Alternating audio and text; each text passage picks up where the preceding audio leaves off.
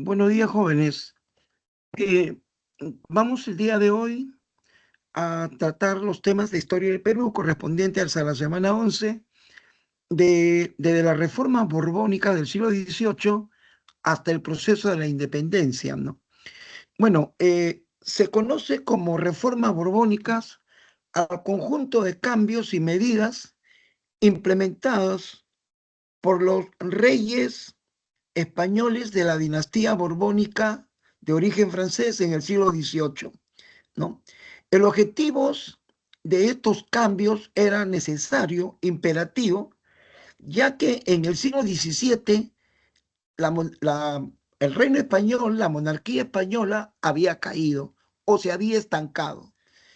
En el siglo XVI, España fue la primera potencia del mundo, pero en el siglo XVII fue desplazada por Francia. Entonces, los últimos reyes Borbones, Habsburgos, perdón, los últimos reyes Habsburgos, Felipe III, Felipe IV y Carlos II, reyes mediocres e incapaces, llevaron a España a un estancamiento, ¿no? Entonces, cuando Carlos II, el último rey Habsburgo, muere sin dejar sucesor, se produce una guerra que se llama Guerra de Sucesión entre Francia, entre Inglaterra, entre Holanda, entre Alemania, ¿no? Y se peleaban por el trono español. Quien salió sacando ventaja fue Francia, que logró imponer como rey de los españoles a un príncipe francés llamado Felipe V de Anjou, ¿no? Entonces, cuando los franceses toman el trono de España, ellos se ven en la necesidad de hacer cambios, ¿no? ¿Cuáles eran los objetivos de estas reformas, de estos cambios para la metrópoli española? Centralizar el gobierno, mejorar la estructura de gobierno, que quiere decir que el poder del rey de controlar todo su reino y sus colonias sea mucho más eficiente, ¿no? Asimismo, crear una maquinaria económica financiera eficiente que le dé mayores ingresos económicos a la corona de los Borbones y defender al imperio español de otras potencias, ¿no? Ahora, los objetivos de estas reformas borbónicas relacionados con la colonia, siendo su colonia más importante en América del Sur, Perú, ¿no? El objetivo de la colonia era recuperar el poder político, económico y militar en las colonias. Cuando dice colonias, se refiere a Perú, que amenazaba de caer en manos de las élites criollas, aunque aquí en la separata dice que ya había caído en manos de las élites criollas. Bueno, en efecto, ¿no? Los criollos, o sea, los hijos de españoles que nacieron aquí en Perú, tenían cargos administrativos muy importantes, ¿no? Muchos criollos eran corregidores inclusive, muchos criollos eran rectores de la Universidad de San Marcos, eran directores de colegio, y los franceses, los borbones, desconfían de los criollos, ¿no? Entonces, ellos buscan hacer una serie de cambios aquí para quitarle esa influencia a la clase criolla, ¿no? Entonces, los borbones desconfiaron de los criollos, así como los Habsburgos del siglo XVI desconfiaron de, a ver, ¿quién me contesta? Si los borbones miraron con recelo a los criollos, ¿ya? Y querían quitarle poder en la administración pública del Estado virreinal, en el siglo XVI, los Habsburgos, ¿de quiénes desconfiaban? A ver, ¿quién Encomenderos, desconfiaban de? ¿Con qué los nombre se conoce? encomenderos, De los encomenderos. encomenderos. Por supuesto, de los encomenderos, ¿se dan cuenta? ¿Ya? ¿Por qué? Porque los encomenderos, como los criollos, en su avance, iban a terminar con esta realidad. ¿Cuál? Expulsando a los españoles e independizándose. Entonces, esa desconfianza tenía un asidero verdadero, ¿no? Precisamente son los criollos los que terminaron votando a los españoles, ¿ya? Es así que implementan pues este conjunto de reformas que en el campo político administrativo, ya, en el campo político administrativo, tenían como objetivo concentrar o centralizar el poder en el corona, o sea, en el rey, y como he dicho en antes, disminuir o reducir los cargos y la influencia de los criollos en la administración pública del Estado. ¿Ya? Así es. Entre esos cambios, crearon las intendencias que reemplazaron a los corregimientos, ¿ya? Crearon a las intendencias que reemplazaron a los corregimientos, ¿no? Entonces fueron creadas 8 intendencias, ya lo vimos cuando hablamos de la organización de virreinato. Aquí tienen las 8 intendencias, ¿no? La intendencia de Trujillo, la intendencia de Tarma, la intendencia de Lima, la intendencia de Huancavelica, la intendencia de Huamanga, de Cusco, Arequipa y Puno.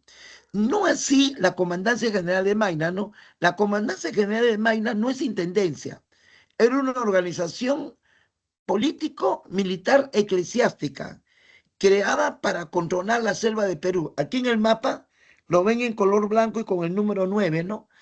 En la que se fue, vamos a decir así, una organización puramente burocrática, porque en la práctica no controlaba nada.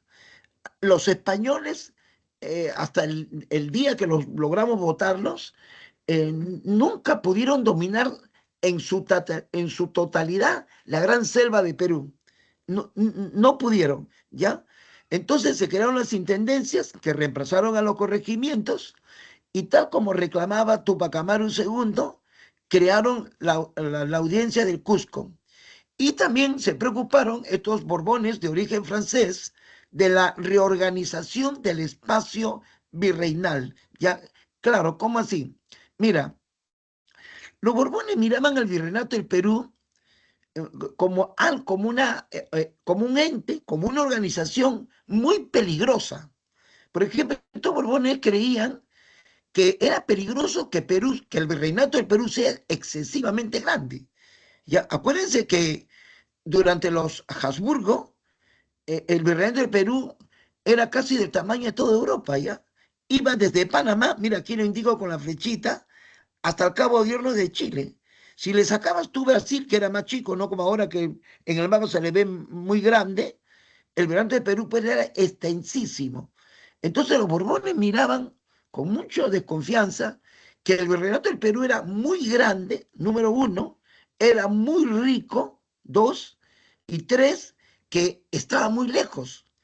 Y tarde o temprano, en el virreinato del Perú, podían crearse formas, tanto de españoles como de criollos, que tengan como resultado buscar la autonomía. Entonces, esos celos que ellos tenían eran verdaderos, era correcto las precauciones que ellos querían tomar, ¿no? Entonces, como tenían miedo al virreinato de Perú, su mejor idea de ellos era debilitarlo. Y para debilitarlo, reducirlo. Mira cómo nos redujeron. O sea, nosotros los peruanos nos hubiese gustado que nunca vengan los Borbones. Se hubiese, que debería haber qué mala suerte que el último Habsburgo, Carlos II, era un rey enfermizo y que no dejó hijos, ¿ya? Si los Habsburgo hubiesen estado gobernando, mira, Perú hubiese sido de Panamá hasta Chile, y Paraguay, Uruguay, Chile, Ecuador, Colombia, Bolivia serían nuestras provincias, porque el centro era Perú. Ustedes me dirán, pero ¿por qué para los españoles Perú era el centro? Porque era el lugar más rico, pues jóvenes. Era el lugar más rico y hasta ahora lo sigue siendo, por favor, ¿ya?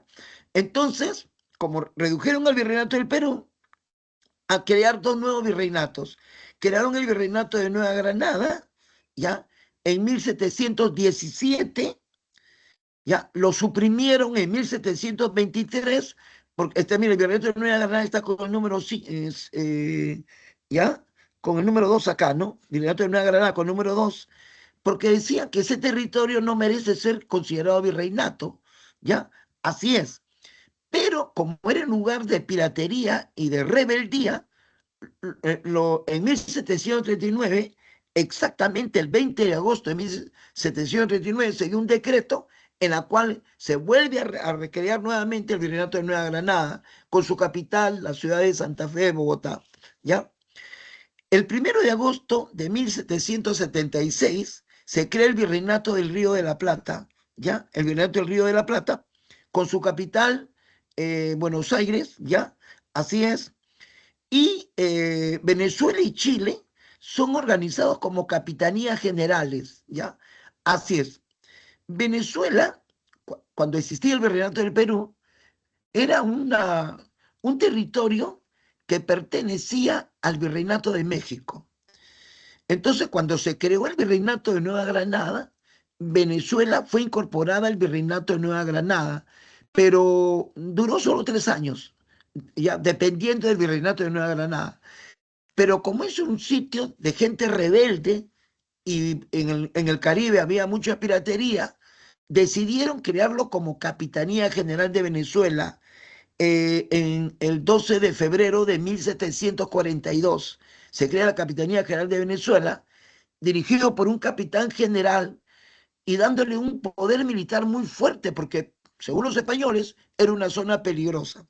Lo mismo sucedió con Chile, ¿no? Chile era la audiencia de Chile, una audiencia que estaba subordinada a la Real Audiencia de Lima, de Perú, ¿ya? Así es. Pero también como era un sitio peligroso para los españoles, le dieron una organización de tipo militar, ¿no? Le llamaron Capitanía General de Chile, ¿no? Con un poder autónomo, aquí dice autonomía, con un poder independiente autónomo y gobernado por un capitán general, ya porque para los españoles era una zona peligrosa, ¿no? Entre las reformas borbónicas comerciales, el objetivo de estas reformas era acabar con la pesadilla que España tuvo durante todo el siglo XVI y durante todo el siglo XVII, acabar con el contrabando, sobre todo inglés.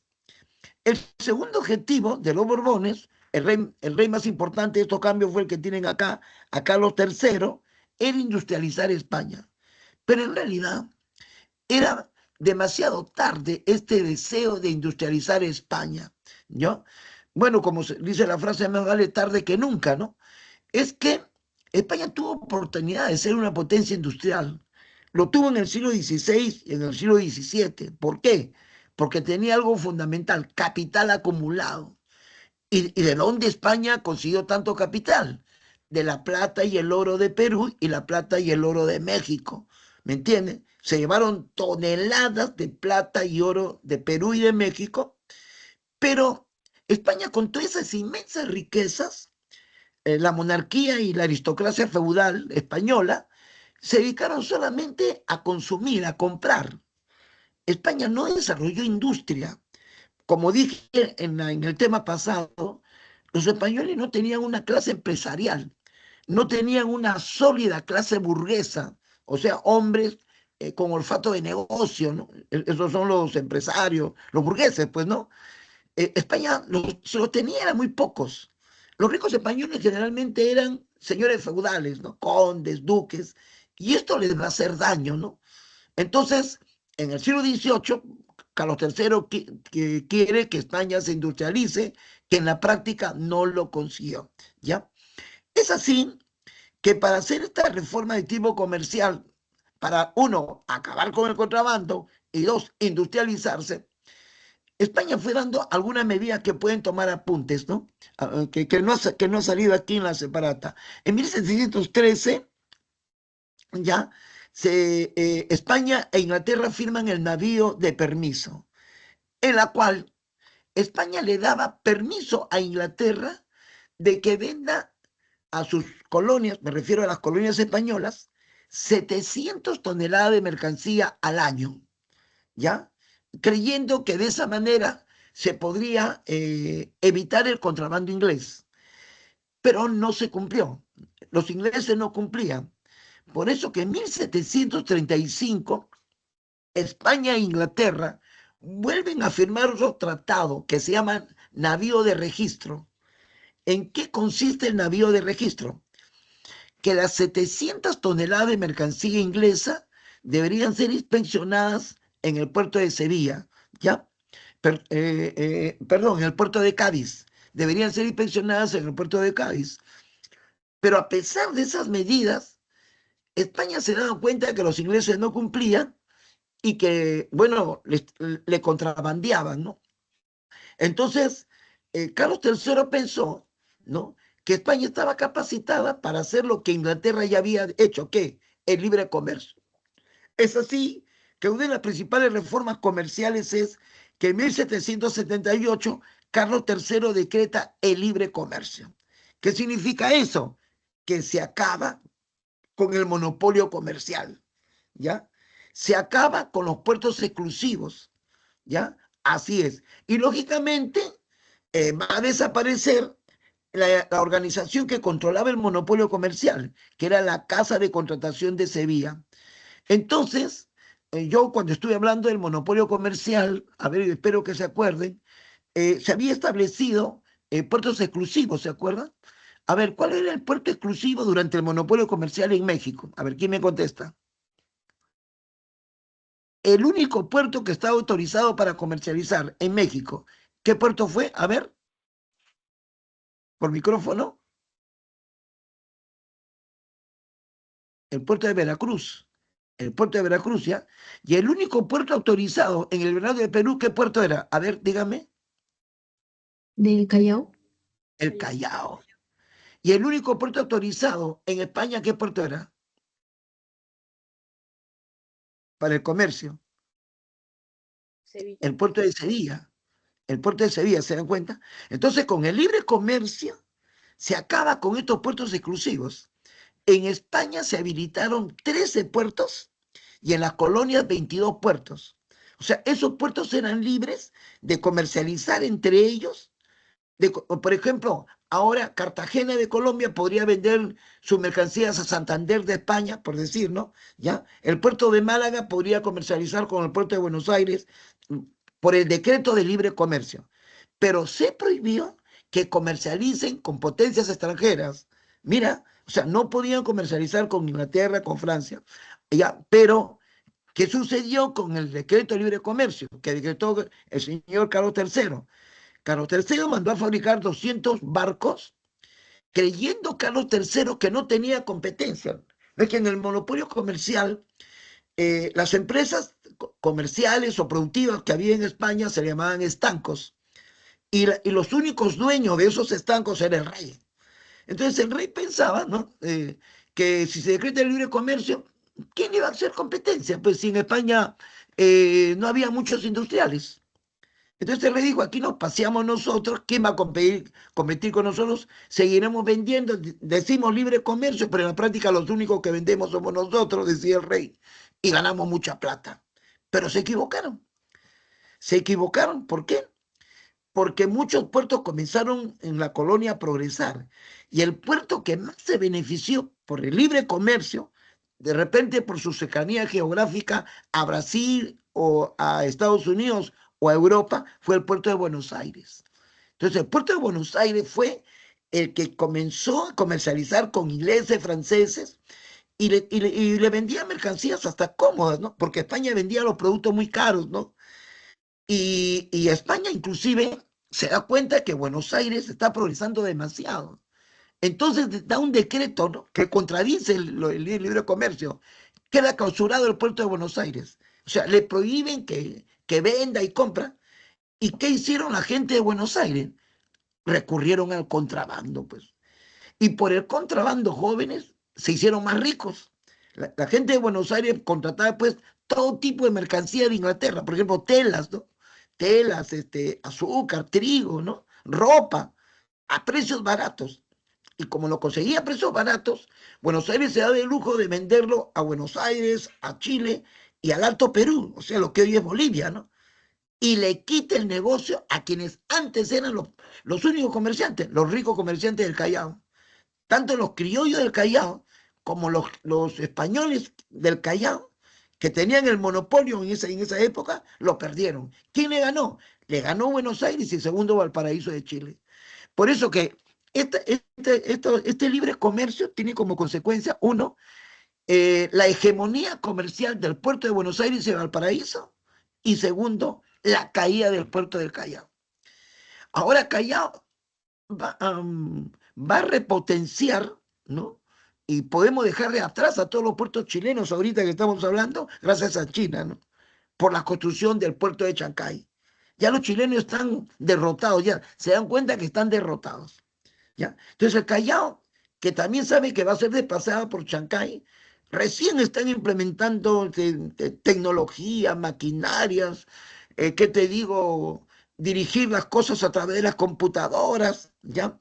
En el Callao están invirtiendo, ¿no? Pero el Callao no puede recibir buques enormes de gran tonelada que traigan miles de contenedores, que Chancay sí lo puede hacer, ¿ya? Entonces, como los chilenos no se duermen, y ya saben que van a perder, le doy esta información para que lo tengan ustedes ahí bien apuntado, van a crear un centro, un megacentro comercial en Chancay, cuyos dueños son Chile. Entonces yo como peruano, yo como peruano, así como tú, amamos a nuestra tierra, amamos a nuestro Perú, me molesta, me da cólera ver el capital chileno metido acá en Perú. A ver los que viven por la Panamericana Norte. Veo Plaza Norte, chileno. Mega Plaza, chileno. Y ahora van a hacer un megacentro comercial en Chacay. O sea, los chilenos, eso demuestra que no les queda otra cosa que van a tener que utilizar el puerto de Chancay. Entonces ahí es donde el capitalismo peruano tiene que ponerse las pilas, pues. No dejar que Chile invierta demasiado, ¿ya? Y que el capitalismo peruano sea más poderoso, aproveche el momento, ¿ya? Pero que también no sea mezquino con los obreros, pues. Que también les pague bien, ¿no? No sueldos bajos, ¿se dan cuenta? ¿Ya? Muy bien. Ahora, en cuanto a las reformas borbónicas fiscales, el objetivo de estos cambios era incrementar la recaudación fiscal, o sea, más dinero para la corona real, más plata, ¿no es cierto? Y para eso hicieron un conjunto de medidas que indudablemente perjudicó al pueblo, a los criollos, inclusive a los españoles que vivían aquí en el Perú, ¿no? Ya, así, por ejemplo, crearon las aduanas internas, ¿ya? Incrementaron la alcabala, el impuesto de la alcabala. ¿Cómo que aduanas internas? El único aduana que registraba la entrada y salida de mercancías era la aduana del Callao. Pero como quieren plata, estos señores crearon la aduana de Arequipa, la aduana de Huamanga, la aduana de Puno, la aduana de Trujillo, la aduana de Tarma. Y esto encarece los productos, pues señores, porque cuando cualquier mercancía quiere entrar, vamos a decir, a Tarma, lo que es el departamento de Junín, tenía que pagar derecho de aduana. Y los precios suben, ¿se dan cuenta? Fueron abusivos con el alcabala, porque el alcabala era el impuesto que se pagaba por la compra y venta de mercancías, ¿no? Por las transacciones comerciales que hacían los españoles. El impuesto al alcabala lo subieron y abusivamente el impuesto al alcabala se lo cobran a los indios. Cuando el movimiento comercial del indio era mínimo, ¿ya? A ver, ¿quién fue el virrey que obligó que los indios paguen tributo en dinero? A ver, ¿qué me dice? Toledo, Toledo. Toledo. Y eso era un abuso, jóvenes. Es como que si ahorita el gobierno diga así, ¿no? Los vendedores ambulantes que están en la calle, todos tienen que pagar eh, el mismo impuesto que pagan las fábricas, ¿ya? A pobre vendedor ambulante, al emolientero en la esquina, al que vende arroz con leche en un puesto, le vas a cobrar el impuesto del IGB. Eso sería un abuso, porque esos señores están con sus puestitos en las calles, tienen que pagarle un cierto dinero a la municipalidad. Y si aparte de la municipalidad viene el Estado y le dice, me tiene que pagar, es un abuso. Ya, así fue la alcabala. Sobre todo la alcabala se la cobraban al indio y esto provocó la rebeldía de Tupac Amaru II. Otra medida que ellos fueron legalizar el reparto de mercancías. Ya de esto hemos hablado, ¿no? ¿Qué es el repartimiento mercantil o el reparto de mercancías? Era el abuso del corregidor de obligarle al hombre autóctono peruano que le compre mercancías. El corregidor le vendía de todo, cosas que a veces ni le servían. Y para colmo fue legalizado. Este es otro motivo del levantamiento de Tupac Amaru II.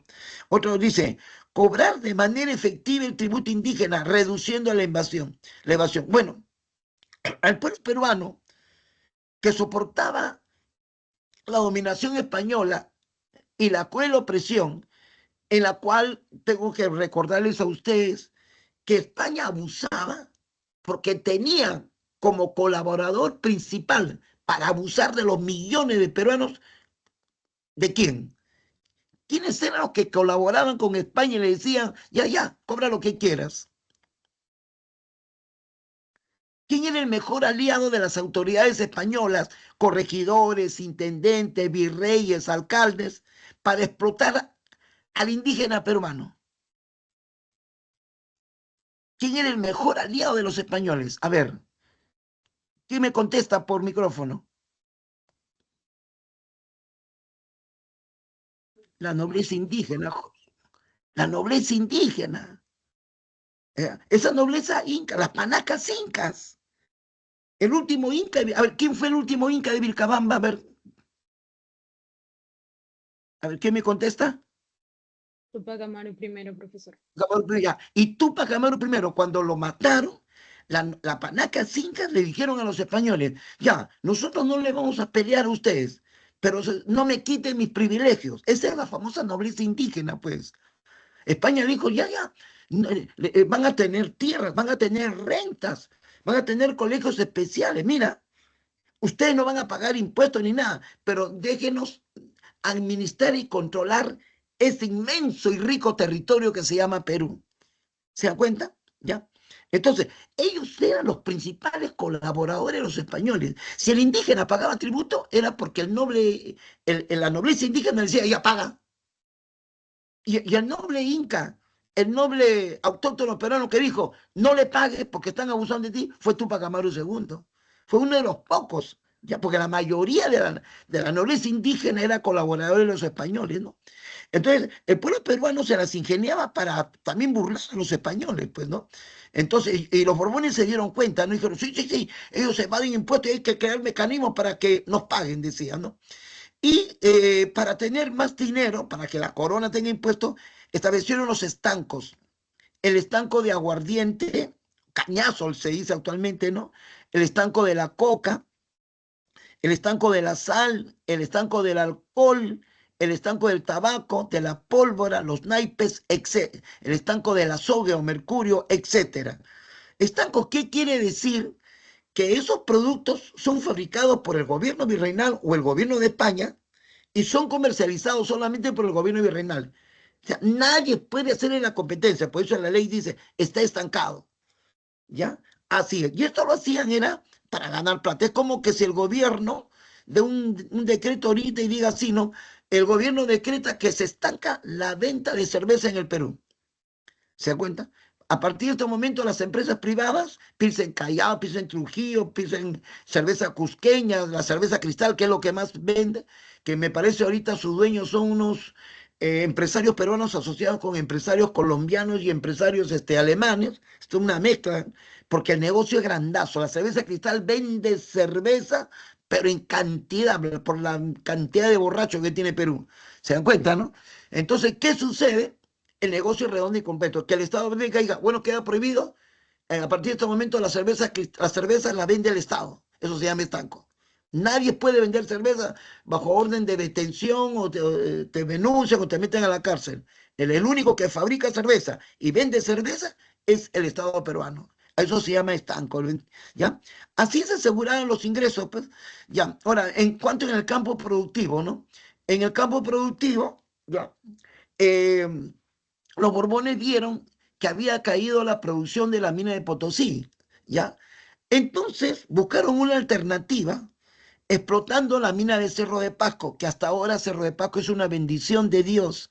Cuando a ustedes le pregunten, ¿no? ¿Cuál es el primer departamento minero de Perú? Cerro de Pasco. La mina de plata de Hualgayoc, de Cajamarca y Guarochiría, que es la Sierra de Lima, y levantaron la producción, pero no llegaron al nivel de Potosí, ¿ah? ¿Ya? Y se creó también el Tribunal de Minería para estar controlando, ¿no? Que nadie le haga la competencia a los españoles. Así es. En cuanto a las reformas eclesiásticas y educativas, ¿ya? El objetivo principal de estas reformas era imponer el regalismo sobre la iglesia. Ya, yo les he dicho que cuando en el siglo XV y XVI aparecen en Europa las monarquías autoritarias, que en el siglo XVIII se le va a llamar monarquías absolutistas, ¿no? El regalismo es casi parecido a lo que hacían los basileus del Imperio Bizantino, o sea, los emperadores del Imperio Bizantino, ¿no? El llamado césaropapismo. Yo he hablado del regalismo. A ver, dígame, ¿qué es el regalismo? Ya hablamos de esto ya. Uno de los principios de la monarquía, de la monarquía absolutista es el regalismo. A ver, dígame, a ver, ¿quién interviene? Micrófono. Ya, el regalismo, escúcheme bien, es no el control político que los reyes ejercen sobre la Iglesia Católica, ¿ya? La Iglesia Católica tiene que estar subordinada a la autoridad y poder del rey. ¿Me entienden, no? Entonces, como la Iglesia Católica durante toda la época feudal fue un Estado, y después, cuando los reyes imponen su autoridad, le van quitando poderes a la Iglesia. Uno de los poderes que le quitan a la Iglesia Católica es la política. ¿Qué es esto? Ustedes hagan rezar a la gente, hablen a la gente de temas religiosos, pero no van a hablar de temas políticos, ni tampoco gobernarán en un sitio, ni nada. Su tarea de ustedes es puramente religiosa, ese regalismo. Entonces, como institución que están dentro de un Estado, ustedes tienen que respetar a lo que dice el rey o a lo que decreta el rey, ¿ya? Entonces, por esto que se hace la reforma, y se daban cuenta que la Iglesia Católica muchas veces pasaba por encima del rey. ¿Ya? Y la orden religiosa, que era más rebelde a la autoridad del rey, eran los jesuitas, ¿no? Entonces, no cumplían con el regalismo, ¿no? Eso de tener subordinada y controlada a la Iglesia Católica. Por eso que Carlos III decreta la pragmática sanción ya el 15 de junio de 1767, donde decreta la expulsión de los jesuitas de todos los sitios donde estén, ¿no? Con esto, pensaban ellos, le darían un duro golpe a la Iglesia Católica. ¿Por qué? Porque los jesuitas eran la orden religiosa más rica, la orden religiosa más rica, ¿ya? La orden religiosa más disciplinada, la más prestigiosa, y se acabarían con todas las sospechas que ellos tenían de los jesuitas, ¿no?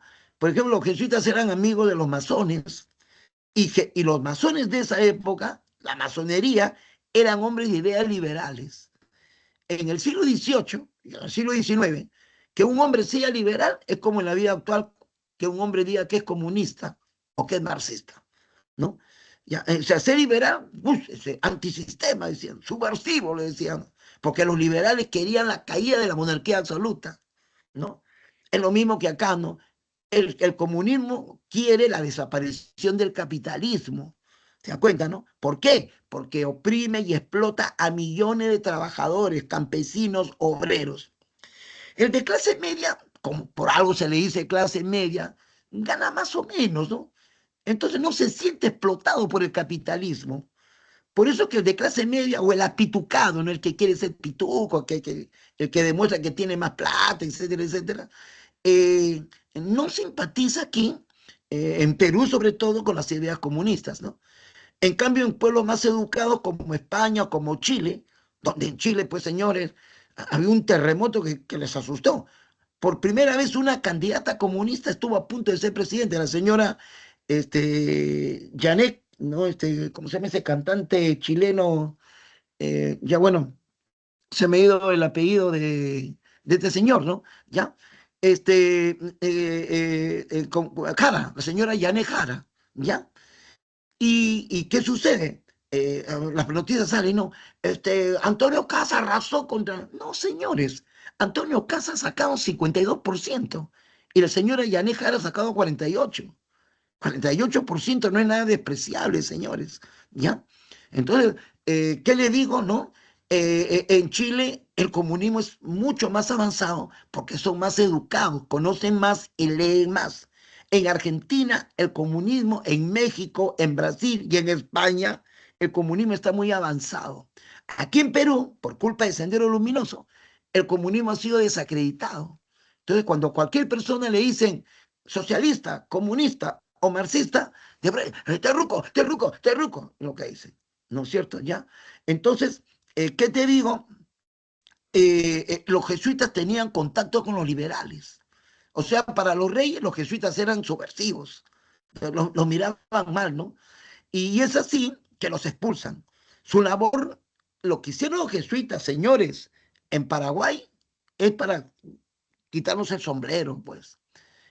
Lo que hicieron con 174 comunidades de la selva peruana es notable. Lo que el gobierno no hizo, los jesuitas sí lo hicieron. ¿Qué hicieron? A las comunidades nativas les enseñaron a leer, escribir, los alfabetizaron, les enseñaron matemáticas, ¿ya? Les enseñaron artesanías, carpinterías, textilería para que se defiendan en la vida. Eso hicieron los jesuitas. Y de paso también servían a los ricos, porque los mejores colegios que tenían los jesuitas o universidades que ellos tenían era para la gente rica, ¿no? Pero los reyes desconfiaban de los jesuitas y hasta el Papa Clemente VII, Clemente XIV se sumó a esa expulsión, que los voten.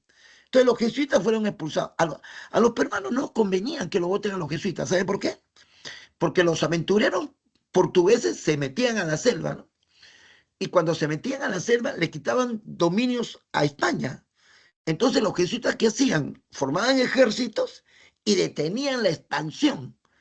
Si no se hubiese decretado la expulsión de los jesuitas, señores, esta es la hora que Perú hubiese tenido como extensión 4 millones de kilómetros cuadrados. Porque los jesuitas no iban a dejar que los bandeirantes o los aventureros portugueses se metan, pues. Lamentablemente, así es la historia, los jesuitas fueron expulsados, se creó una organización que se llama Tribunal de Temporalidades, o también se le puede decir Junta Real de Temporalidades, cuya tarea era administrar los bienes de los jesuitas que le habían quitado y venderlos. El rey, al vender las haciendas, las tierras, los ganados, los colegios, los jesuitas eran muy ricos, el rey tuvo una ganancia de 6.700.000 pesos de plata pura, ¿ya? Y como fueron expulsados los jesuitas, los colegios que ellos dirigían, como el colegio de San Pedro, el colegio de San Pablo, fueron clausurados. Entonces, ellos se preocuparon de crear instituciones que reemplacen a los prestigiosos colegios jesuitas que habían sido clausurados. Por eso que crearon el Real Comitorio de San Carlos, ¿no? Que se formó a raíz de que nació de 3 colegios, ¿no? El Colegio San Martín, que eran de los jesuitas, el Colegio Real de San Felipe y el Colegio de San Marcos, que va a contribuir mañana más tarde con la Universidad de San Marcos, ¿no? ¿Ya? Y entre las reformas hicieron reformas en la principal universidad de América Latina, superior a la de México, por si acaso, muy superior a la Universidad de San Pablo de México, como era San Marcos, ¿no? ¿Ya? Pero ¿por qué tuvieron que reformar San Marcos? Por una razón, que el Comité de San Carlos la superó. Increíblemente, el Comité de San Carlos era un colegio mayor, lo que hoy sería pues un colegio secundario, ¿no? Muy bien administrado por Toribio Rodríguez de Mendoza, que le dio un nivel científico muy alto al Comitorio de San Carlos, que superó a San Marcos. Entonces, San Marcos, al ver que se estaban enseñando en el Perú cosas que en San Marcos no se enseñaba, como la teoría de la gravitación universal de Newton, como se enseñaban las 3 leyes astronómicas de Johann Kepler, se discutían nuevas filosofías como el racionalismo del señor Descartes, ¿ya? El empirismo del señor Locke. San Marcos se dio cuenta que estaba quedada, ¿no? Entonces tuvo que enmendarse, ¿no? Para no ser desplazada por el Comitorio de San Carlos. Consecuencia de toda esta reforma, sobre todo las reformas comerciales, permitió mayor competencia entre ciudades y puertos, como les indiqué, pero la corona salió perdiendo. Como la corona, que pensaba que iba a ganar mucha plata con el libre comercio que les dije, ¿qué pasó? Recurrió a lo más fácil, presión fiscal. ¿Qué presión fiscal? Más impuestos sobre la gente. Entonces generó un descontento y rechazo, ¿no? Aquí donde surgen rebeliones indígenas, mestizas y criollas a lo largo de toda América Latina contra las medidas fiscales, ¿no? ¿Ya? Y aquí nace la primera idea de independencia, de emancipación. ¿Ya? Muy bien, entremos al otro tema, las insurrecciones andinas del siglo XVIII, ¿ya? Eh, movimientos de rebeldía que comenzaron primero, ¿ya? Con actos colectivos, con reclamos de tipo jurídicos, como reclamar tierras en las audiencias o en la Real Audiencia, ¿no? Demandas legales, como dice ahí, hasta que en un momento llegaron a las acciones armadas. Tenemos que levantarnos con las armas, ¿ya? Claro, estos levantamientos, como dijimos en antes, fueron contra los impuestos, o sea, contra las cargas fiscales, por el abusivo sistema de explotación y opresión del indio peruano. No te olvides que España mató millones de indios. Ya según los historiadores peruanos, aquí en Perú había más o menos como 15 a 20 millones de indios. Los españoles solamente nos dicen que habían 8 a 12 millones, así nos dicen, ¿ya? Pero pasados 100 años, la cantidad de indios se reduce solamente a 1 millón. España había matado mucha gente. Y el argumento que ellos tienen y dicen, no, eso se debe a que España vino infectada con la sarampión, la viruela, la varicela, ya que es cierto, mató gente, pero también tenemos que decirle que mataron gente en la mina de Potosí. Los trabajos a que era sometido el hombre autóctono peruano eran inhumanos, totalmente, un sistema esclavista pero abusivo, ¿no? Eso te mató un montón de gente, conjuntamente con la guerra, ¿no? Ahora hay historiadores peruanos que son amigos de españoles, ¿no? Hasta ahora existe, ¿ah? ¿Ya? Que integran la Academia Nacional de Historia, ¿ya? Y que, bueno, le gusta que España le dé becas, ¿no? Entonces, cuando hablan este tema, ellos dicen así, bueno, la población india murió por la cantidad de epidemias que trajeron, ¿no? Pues no tanto fue la explotación, no creo, porque son sobones de los españoles, pero hay que decir la verdad. España implantó un sistema cruel de explotación, ¿no? Entonces, hubieron muchas rebeliones. En el siglo XVII ya fueron 600 rebeliones, tanto en la costa, en la sierra y en la selva, ¿no? En el siglo XVIII habían levantamientos no coordinados, no coordinaban esos levantamientos, pero entre los levantamientos más importantes son dos: la de Juan Santos Atahualpa, 1742-1752, y la de Tupac Amaru II, 1780-1783. ¿En qué lugar se levantó Santos Atahualpa? En la región del Gran Pajonal, la selva central, del departamento de Junín, lo que hoy sería Satipo, Chanchamayo. Allí el levantamiento se debió a qué? Uno, a los abusos de las misiones franciscanas, ¿ya? Desde el templo de Ocopa, en Jauja, se metían los franciscanos con el cuento de que iban, dice, a evangelizar, ¿no? A llevar las nuevas ideas, la nueva doctrina, ¿no? Así es, ¿ya? Miren el mensaje hasta ahora será, ¿no? Pero ¿por qué existe tanta miseria y tanta explotación? Porque las empresas explotan a los trabajadores, ¿no es cierto? A los empleados, etcétera, etcétera. La iglesia dice al revés. ¿Por qué existe misterio de corrupción? Porque pecas mucho, dice. Mira el argumento que dan, ¿ah? Por tus pecados. ¿Ya? Entonces te vas a salvar si no pecas. Entonces esto te desvía la verdadera razón por la cual hay que acabar con sistemas de opresión y explotación que han existido en la historia del Perú y del mundo, ¿no? Por eso que estos chunchitos, a quien ellos dicen salvajes, eran muy inteligentes. Ellos, por ejemplo, no aceptaban a estos curas que venían con sus sermones, con sus doctrinas, ¿no? Ellos no, y se daban cuenta que España quería meterse para explotarlos, ¿ya? Por eso que no aceptaron que los franciscanos entren. Y ahora, si el pobre chunchito de la selva era capturado, lo llevaban a la mitad de la sal para que vaya a los cerros a romper los hielos que estaban llenos de sal y con sistemas de trabajo inhumanos, ¿ya? Además, no querían que los españoles lleguen porque estaban infectados de epidemias, ¿no? Entonces, todas estas cosas hicieron que se levante. Necesitaban un líder que junte a todas esas tribus, a todas esas etnias peruanas y que plantee estrategias para enfrentarse a ese dominio español. Este líder fue Juan Santos Atahualpa, nació en Cusco y se decía ser descendiente incaico. Era un mestizo, muy bien educado por los jesuitas, ¿no? Sabía el latín, sabía griego, ¿ya? Rompió el esquema porque según los prejuicios de la época colonial, el mestizo debería ser solo zapatero, herrero. La educación no debería ser para un mestizo. A lo mucho un criollo, pero para un mestizo no. Santos Atahualpa es la excepción, ¿no?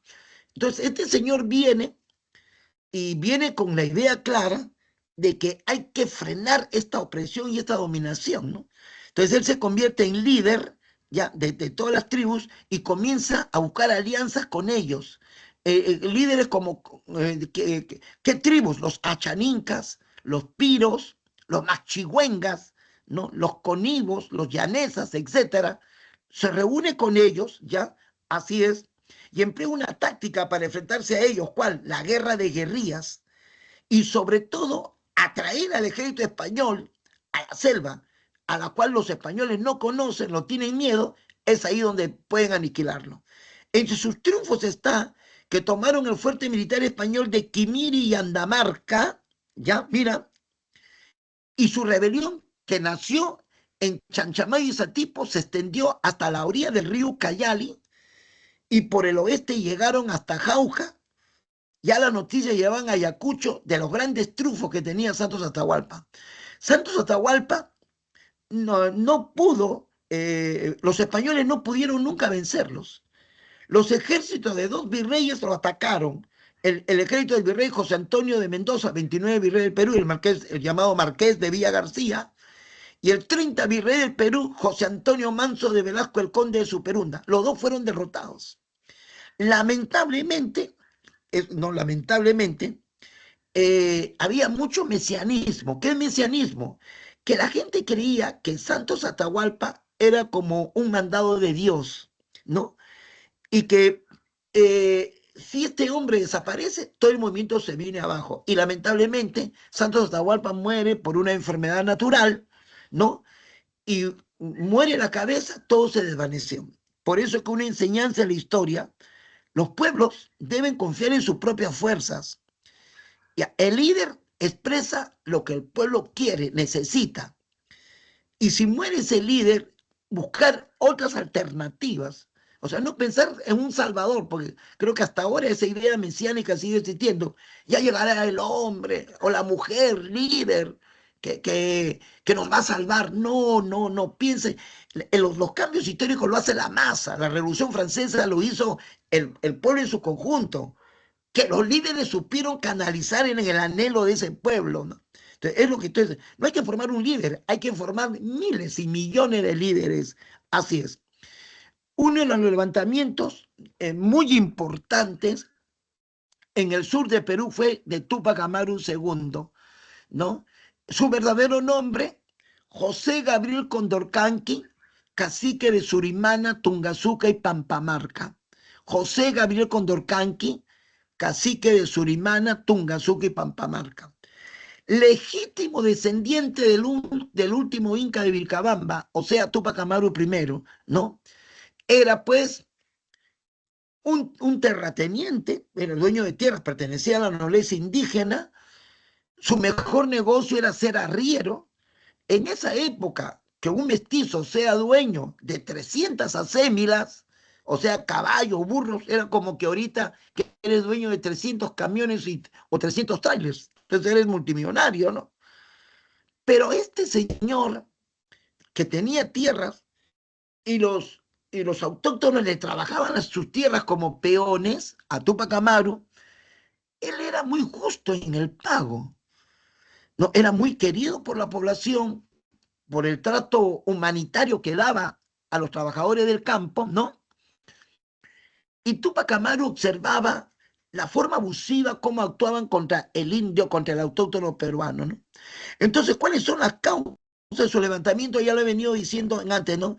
El incremento de la explotación en la mina de Potosí, ¿ya? Así es, ¿no? ¿Qué les digo?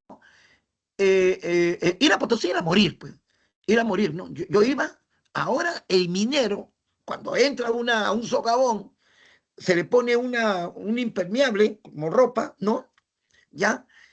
Te ponen un taladro eléctrico aquí en el hombro y tú estás taladando el cerro para que encontrar la plata, el plomo, el estaño que hay ahí, ¿no? Pero los hombres de esa época no tenían eso. Cuando con pico estaban rompiendo el cerro para encontrar la plata, salían polvillos en cantidad, ¿ya? Y emanaciones de gases. No había nada que los proteja. Habían filtraciones de agua y el agua le llegaba hasta las rodillas y a veces le llegaba hasta la cintura. En cuestión de 4 meses sus pulmones se llenaban de agua, pleuresía. Morían de pleuresía, morían de tuberculosis. Potosí fue la tumba de millones de autóctonos peruanos, ¿ya? Esta es una de las causas principales. Luego, como dije antes, legalizaron el abusivo reparto de mercancías. O sea, oye, indio, tú me tienes que comprar el burro que traía Tucumán, ¿ah? Tú me tienes que comprar. Pero señor, yo no tengo plata, ¿cómo? No, ya tú sabrás cómo pagarme. Así, el rechazo a las reformas fiscales, las aduanas, la alcabala que te dije, ¿no? Entonces Tupac Amaru se levanta cuando captura al odiado corregidor de Tinta, al corregidor Antonio de Arriaga. Fue el 10 de noviembre de 1780, lo manda a ahorcar a este súper explotador del indio peruano, ¿ya? Se levantan y lo manda a ahorcar. Entonces, España lo persigue. Logró movilizar, según algunos libros, 40.000 hombres, según otro libro dice 60.000, y tiene una victoria venciendo a los españoles el 18 de noviembre de 1780 en Sanganadá. Vence, ¿no? Ya, así es. Pero comete un error después de esta victoria. Su notable esposa, Micaela Bastidas, mujer educada como él, ¿no? Le dijo a Túpac Amaru II, le dijo, hemos triunfado, vámonos al norte a tomar posesión del Cusco, porque el Cusco era un lugar estratégico, ¿no? Y Túpac Amaru tuvo otra idea, dijo, no, vamos a retroceder al sur para buscar el apoyo de los caciques del sur, de Puno. Y lamentablemente ahí él va a fracasar. Cuando fue hacia el sur, fueron poquísimos los curacas o caciques que lo apoyaron. Uno de ellos fue la notable cacique peruana doña Tomasa Titu Condemaita. Doña Tomasa Titu Condemaita. Ya, otro notable fue Bernardo Tambohuaxo, cacique de Pisa. El resto le dio la espalda. Si Túpac Amaru hubiese tenido apoyo de esa nobleza indígena, de repente no estaríamos viendo la muerte cruel de Túpac Amaru, ¿no? Túpac Amaru fue sacrificado, fue derrotado en Checacupe el 6 de abril de 1781 cuando intentó regresar a Cusco. Ya era demasiado tarde porque 17.000 españoles con 15 cañones se habían colocado ya en Cusco. El ejército de Túpac Amaru no tenía ni un solo cañón. Túpac Amaru, sus hombres peleaban con machete, con lanzas. Los españoles tenían pues armas de fuego, ¿ya? Así es. Entonces Túpac Amaru es derrotado en Chicacupe, traicionado y mañana más tarde es capturado. Y el corregidor Antonio de Arriaga lo interroga cuando eh, cuando el corregidor le da una bofetada en la cara a Túpac Amaru II, ¿no? Túpac Amaru le escupe en la cara a Antonio de Arriaga y Antonio de Arriaga ordena que le corten la lengua a Túpac Amaru, ¿no? Es así que lo condenan a que sea ejecutado y sacrificado el 18 de mayo de 1781 en Cusco, él y su notable esposa. Los españoles lo descuartizan, señores, a él, ahorcan a su hijo mayor, a su segundo hijo y al tercer hijito que tenía, era una criatura de 5 años, porque los periódicos de ahora, cuando España ha mandado los restos del último hijo de Túpac Amaru, eso sí, el año pasado, dicen que era un niño de 10 años. No, señor, era un niño de 4 o 5 años, ¿ya? A ese niñito los españoles le dieron cadena perpetua y después, avergonzado de lo que han hecho con una criatura, le dan libertad al último hijo de Túpac Amaru II. Entonces, mucho cuidado con lo que dice, ¿no? La primera fase de su rebelión fue la fase quechua, dice. Mira lo que dice acá. Rebelión reformista identificada. Ahí discrepo yo. porque su rebelión para mí no es reformista, es revolucionaria. Antes me acuerdo que acá decían así, ¿no? Rebelión no separatista, y lo han tenido que suprimir porque en el examen de admisión, una pregunta que venía de Tupac Amaru decía, ¿no? Tupac Amaru, que estaba separando, tuvieron que quitar la palabra. Ahora han puesto la palabra reformista. Yo no lo considero Tupac Amaru un reformista. Yo lo considero un revolucionario. Un hombre que le fue quitando las tierras a los españoles y se las dio al indio. Un hombre que eliminó el tributo. Un hombre que eliminó la mita. A mí no me interesa los argumentos que dicen otros. Miren lo que dicen otros. Ah, pero Tupac Amaru se levantó porque era un resentido social. Así te dicen, ¿no? Él era rico, él era millonario. ¿Tú crees que se levantó por el indio? Se levantó porque estaban tocando. Son argumentos triviales que algunos historiadores superficiales hablan de eso.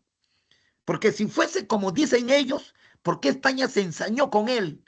¿Por qué la descuartizó a su notable esposa, a Micaela Bastidas, que viva la partieron en pedazos a machetazos? Sé mucho cuidado con esa gente que habla así, ¿no? Que ustedes habrán escuchado a esa gente que habla, ¿no? Que Tupac Amaru se levantó porque era un resentido social. Muerto Tupac Amaru, la segunda fase de levantamiento se le llama la fase Aymara, liderada por Tupac Katari, Julián Apaza. Él sí, señores, yo tengo información exacta de Julián Apaza, ¿ya? Él se levanta porque como él era un cacique, ¿ya? La audiencia de Charcas sale a favor de un propietario español y le quita sus tierras. Entonces, él insiste en el juicio que está haciendo y la audiencia de Charcas le dice, bueno, señores, los jueces han fallado que esta tierra le pertenece a usted, o sea, a Tupac Katari, ¿no? Pero la Real Audiencia de Lima, que tenía más autoridad, dice, no, no, no, ese es del español. Entonces, él se levanta porque han atacado un interés personal de él. No se puede comparar con Tupac Amaru, porque Tupac Amaru, si quiere no se levanta, no es que era multimillonario, ¿ya? Entonces se levanta Tupac Katari y cuenta con el apoyo del sobrino de Tupac Amaru, segundo Dios Cristóbal Tupac Amaru, ¿no?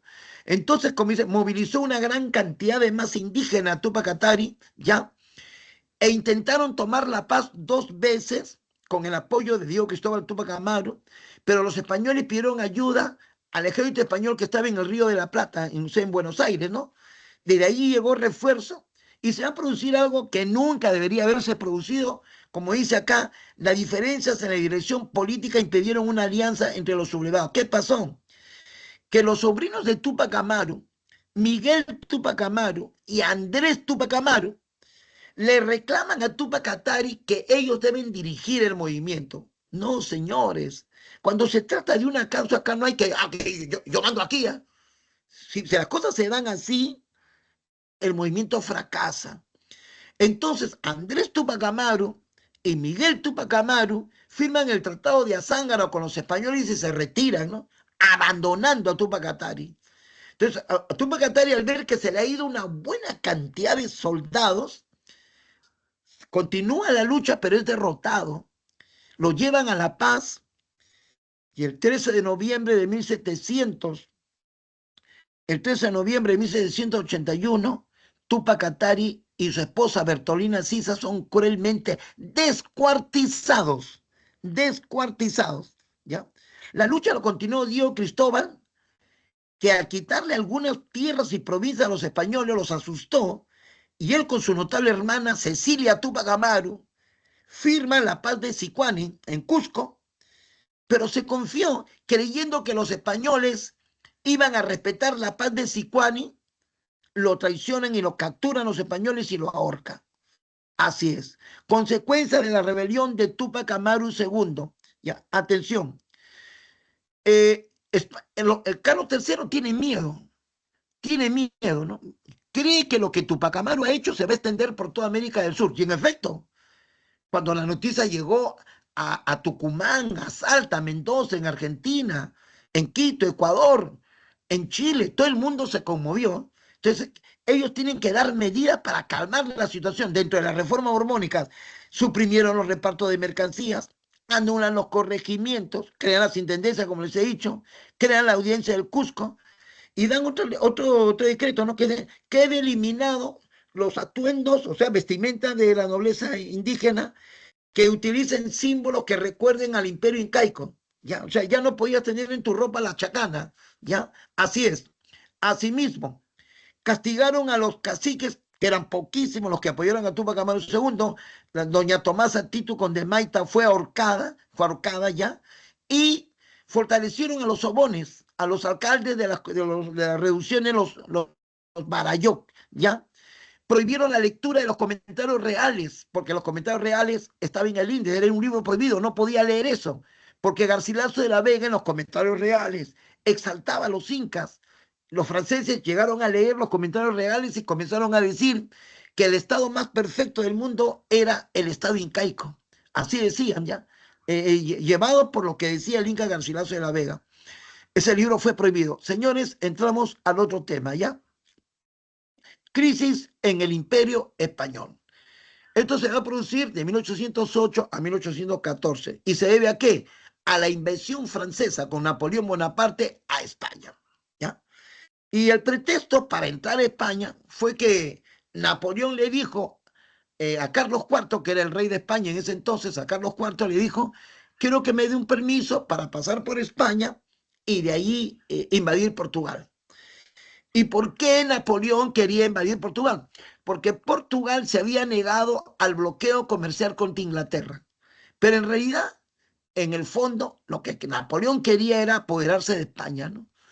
Así es, entra Napoleón y al ver la incapacidad de Carlos IV y de su hijo Fernando VII, en Bayona, se hace una carta o una especie de constitución en Bayona, donde se aprueba una constitución de tipo liberal, producto de la Revolución Francesa, y se nombra como rey de los españoles al hermano de Napoleón, a José I, José Bonaparte. A que los españoles, no sabemos por qué, le dicen Pepe Botellas, porque sabemos que no era borracho ese señor, para que le digan Pepe Botellas, ¿no? Bueno, lo cierto es que los españoles no quieren reconocer a José Bonaparte como rey de los españoles. Y la Constitución de Bayona, o la carta que dice acá, a los españoles le daba una serie de ventajas, ¿ya? Sobre todo, quedaba abolida la servidumbre.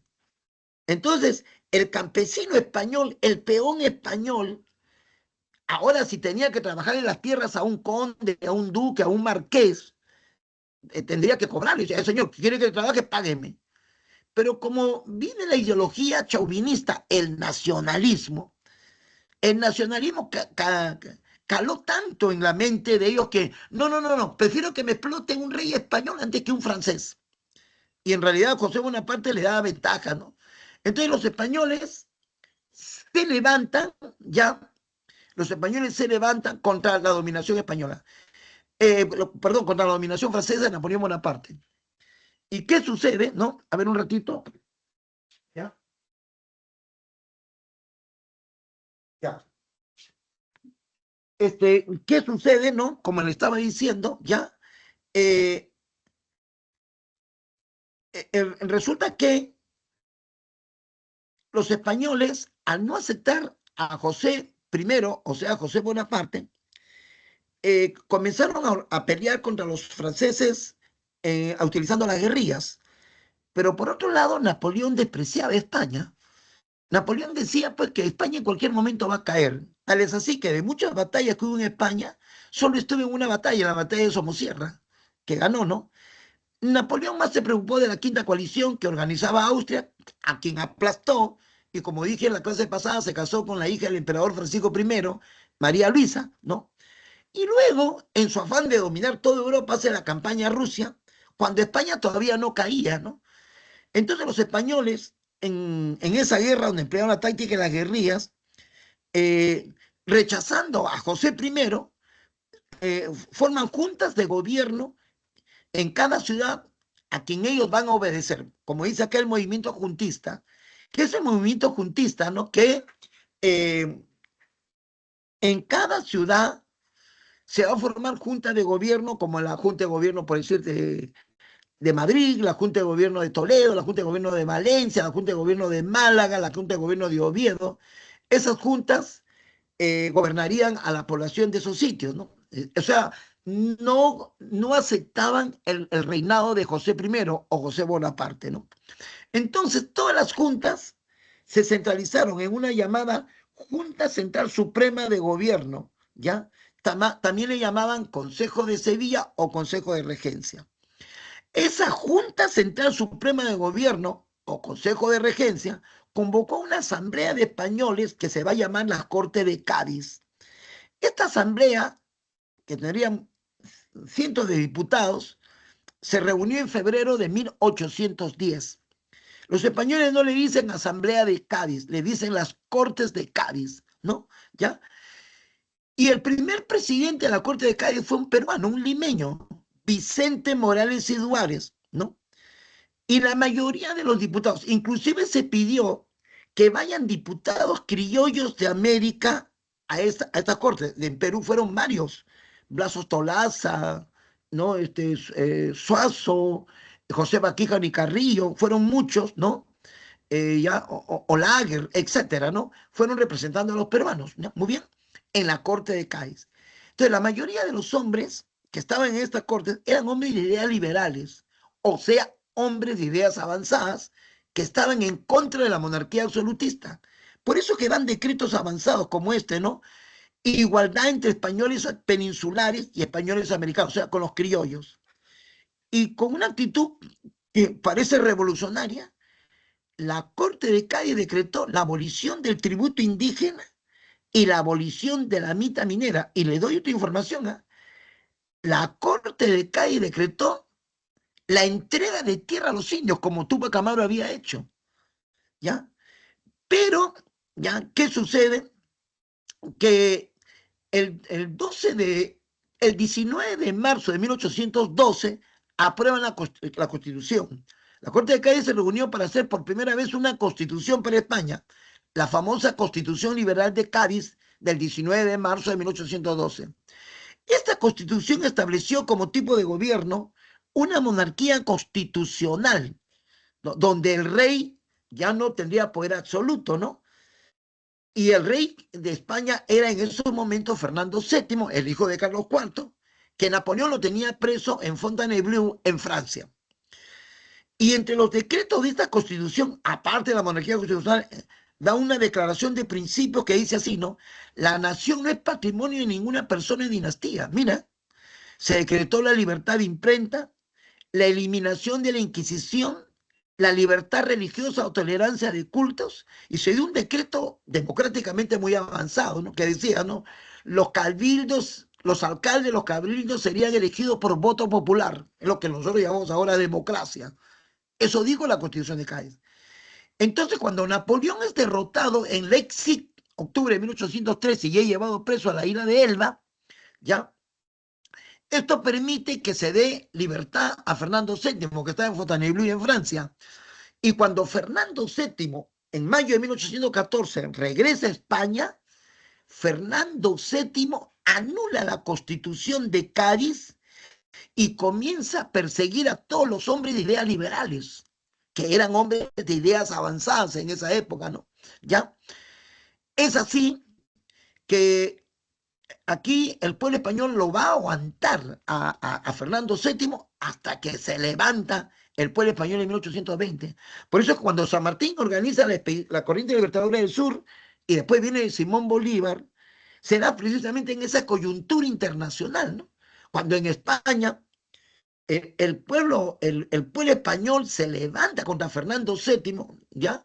Reclamándole que cumpla con la Constitución de Cádiz. Ahora, ¿qué pasa en América del Sur? En América del Sur, ¿ya? Se forman juntas de gobierno, ¿ya? La primera junta de gobierno que se formó fue la Junta de Gobierno de Chuquisaca, en lo que hoy es Bolivia. Segundo fue la Junta de La Paz, 1809, y tercero la Junta de Quito, ¿ya? Ya. Estas juntas nacieron en torno a los cabildos, ¿ya? Se organizaron en torno a los cabildos que existían en ese tiempo, ¿ya? Pero expulsaron a las autoridades españolas. Y las juntas decían así, nos reunimos, mira cómo decían las juntas, para apoyar a Fernando VII y para rechazar al ejército francés que puede venir a invadir América del Sur. Entonces todo el mundo creyó que estas juntas eran fidelistas, o sea, que eran fiel al rey de España. No es cierto. Los criollos hipócritamente le dicen a las juntas, ¿no? Los criollos le dicen hipócritamente a las juntas que apoyamos a Fernando VII y nos levantamos contra Napoleón. Eso es de la boca para afuera. En realidad, estas juntas nacieron para independizarse de España. ¿Por qué creen ustedes que la Junta de Gobierno de Buenos Aires expulsó al virrey Baltasar Hidalgo y Cisneros? ¿Ya? Y cuando se formó la Junta de Gobierno de Santa Fe de Bogotá, expulsaron al virrey Manuel Amar y Borrón. ¿Ya? Entonces, estas juntas hipócritamente decían, lo hago por apoyar a Fernando VII, pero en el fondo querían independizarse. En 1810 nacieron nuevas juntas, como la Junta de Caracas, ya, nació la Junta después de Buenos Aires, la Junta de Santiago de Chile, ya, y la Junta de Santa Fe de Bogotá. La pregunta es esta, ¿no? ¿Por qué no nació Junta de Gobierno en Lima o en México? Dos razones. Primero, los ricos de Lima, los ricos criollos y los ricos españoles que viven en Lima son conservadores. Aquí en Lima no se formó ninguna junta porque los ricos criollos decían así, con el virreinato vivimos bien, tengo mis haciendas enormes, miles de negros que trabajan en mis haciendas como esclavos, ¿ya? Así es, ¿ya? Y los indios que trabajan en la sierra como yanaconas, pues yo estoy contento. ¿Te das cuenta? Esa es una de las razones por la cual no se formó una junta de gobierno en Lima. Y la otra razón es que era muy difícil. ¿Cómo que difícil? El poder español estaba concentrado en Perú. Era fácil levantarse en Chile o en Buenos Aires, pero en Perú no, ¿se da cuenta? ¿Ya? Ahora, el virrey Abascal, el 38 virrey del Perú, Fernando de Abascal y Sousa, el famoso marqués de la Concordia, el 38 virrey del Perú, no confía en estas juntas. De frente se dio cuenta que eran separatistas, ¿no? Que dice, el virrey acá consideró que estas organizaciones eran innecesarias. Esta palabra innecesaria ni siquiera se debe poner, ¿no? ¿No? Debería poner, ¿no? Consideró que esas organizaciones eran peligrosas, ya no, más que innecesarias, ¿no? En las colonias. Por eso que las combatió. Abascal fue y destruyó a la Junta de Gobierno de Chuquisaca, a la Junta de Gobierno de La Paz, a la Junta de Gobierno de Quito. Mandó ejércitos para destruir a la Junta de Gobierno de Chile, porque se dio cuenta que de fidelistas no tenían nada, ¿no? Entremos al otro tema, los precursores, ¿no? ¿Qué son los precursores, no? Los precursores son intelectuales del criollos del siglo XVIII que promueven cambios al interior del virreinato del Perú. Y podemos clasificar a los precursores de dos maneras, ¿no? Precursores reformistas y precursores separatistas, ¿ya? ¿Quiénes son los reformistas, no? ¿Quiénes son los reformistas? Son los intelectuales criollos, ¿ya? Que piden cambios moderados, quieren perfeccionar el sistema virreinal, ¿ya? Así es, ¿ya? Pero no quieren separarse de España. Mantienen el fidelismo al rey de España. No quieren cambios profundos. Estos criollos se reunieron en torno a un periódico, El Mercurio Peruano. Es un periódico igual que ellos. Si ellos son reformistas, el periódico también era reformista, pero no era revolucionario. A lo mucho que logró generar un sentimiento de unidad nacional, ¿no? La necesidad de crear la idea de qué cosa es patria, qué es mi Perú, ¿ya? Así es. ¿Y qué les digo?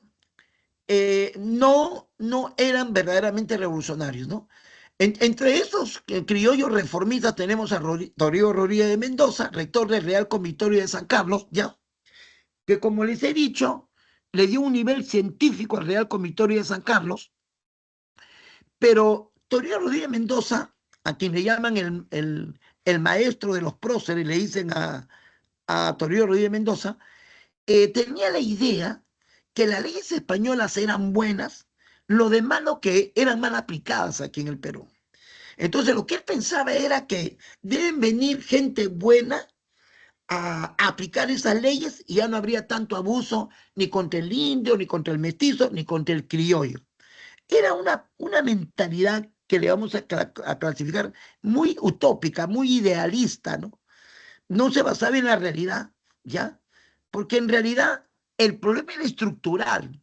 ¿Cómo que tiene que romper cuando una maquinaria está fallando? Es porque tiene piezas, ¿no? Y si no sirve, la destruyes y compras otra maquinaria, ¿no?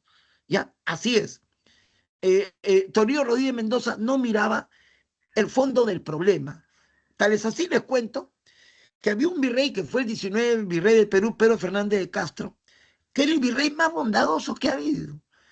Un día, Pedro Fernández de Castro le escribe una carta al rey y le dice, ¿no? Así le dice, no es oro ni plata lo que llega a España, es la sangre y el sudor de miles de indios. Y protestó por el abuso. El rey le contestó así al virrey, le dijo, muchas gracias, señor virrey, por la información que usted da. Vamos a tomar medidas correctivas para que eso no suceda. Era una burla, era una burla, porque el problema era estructural.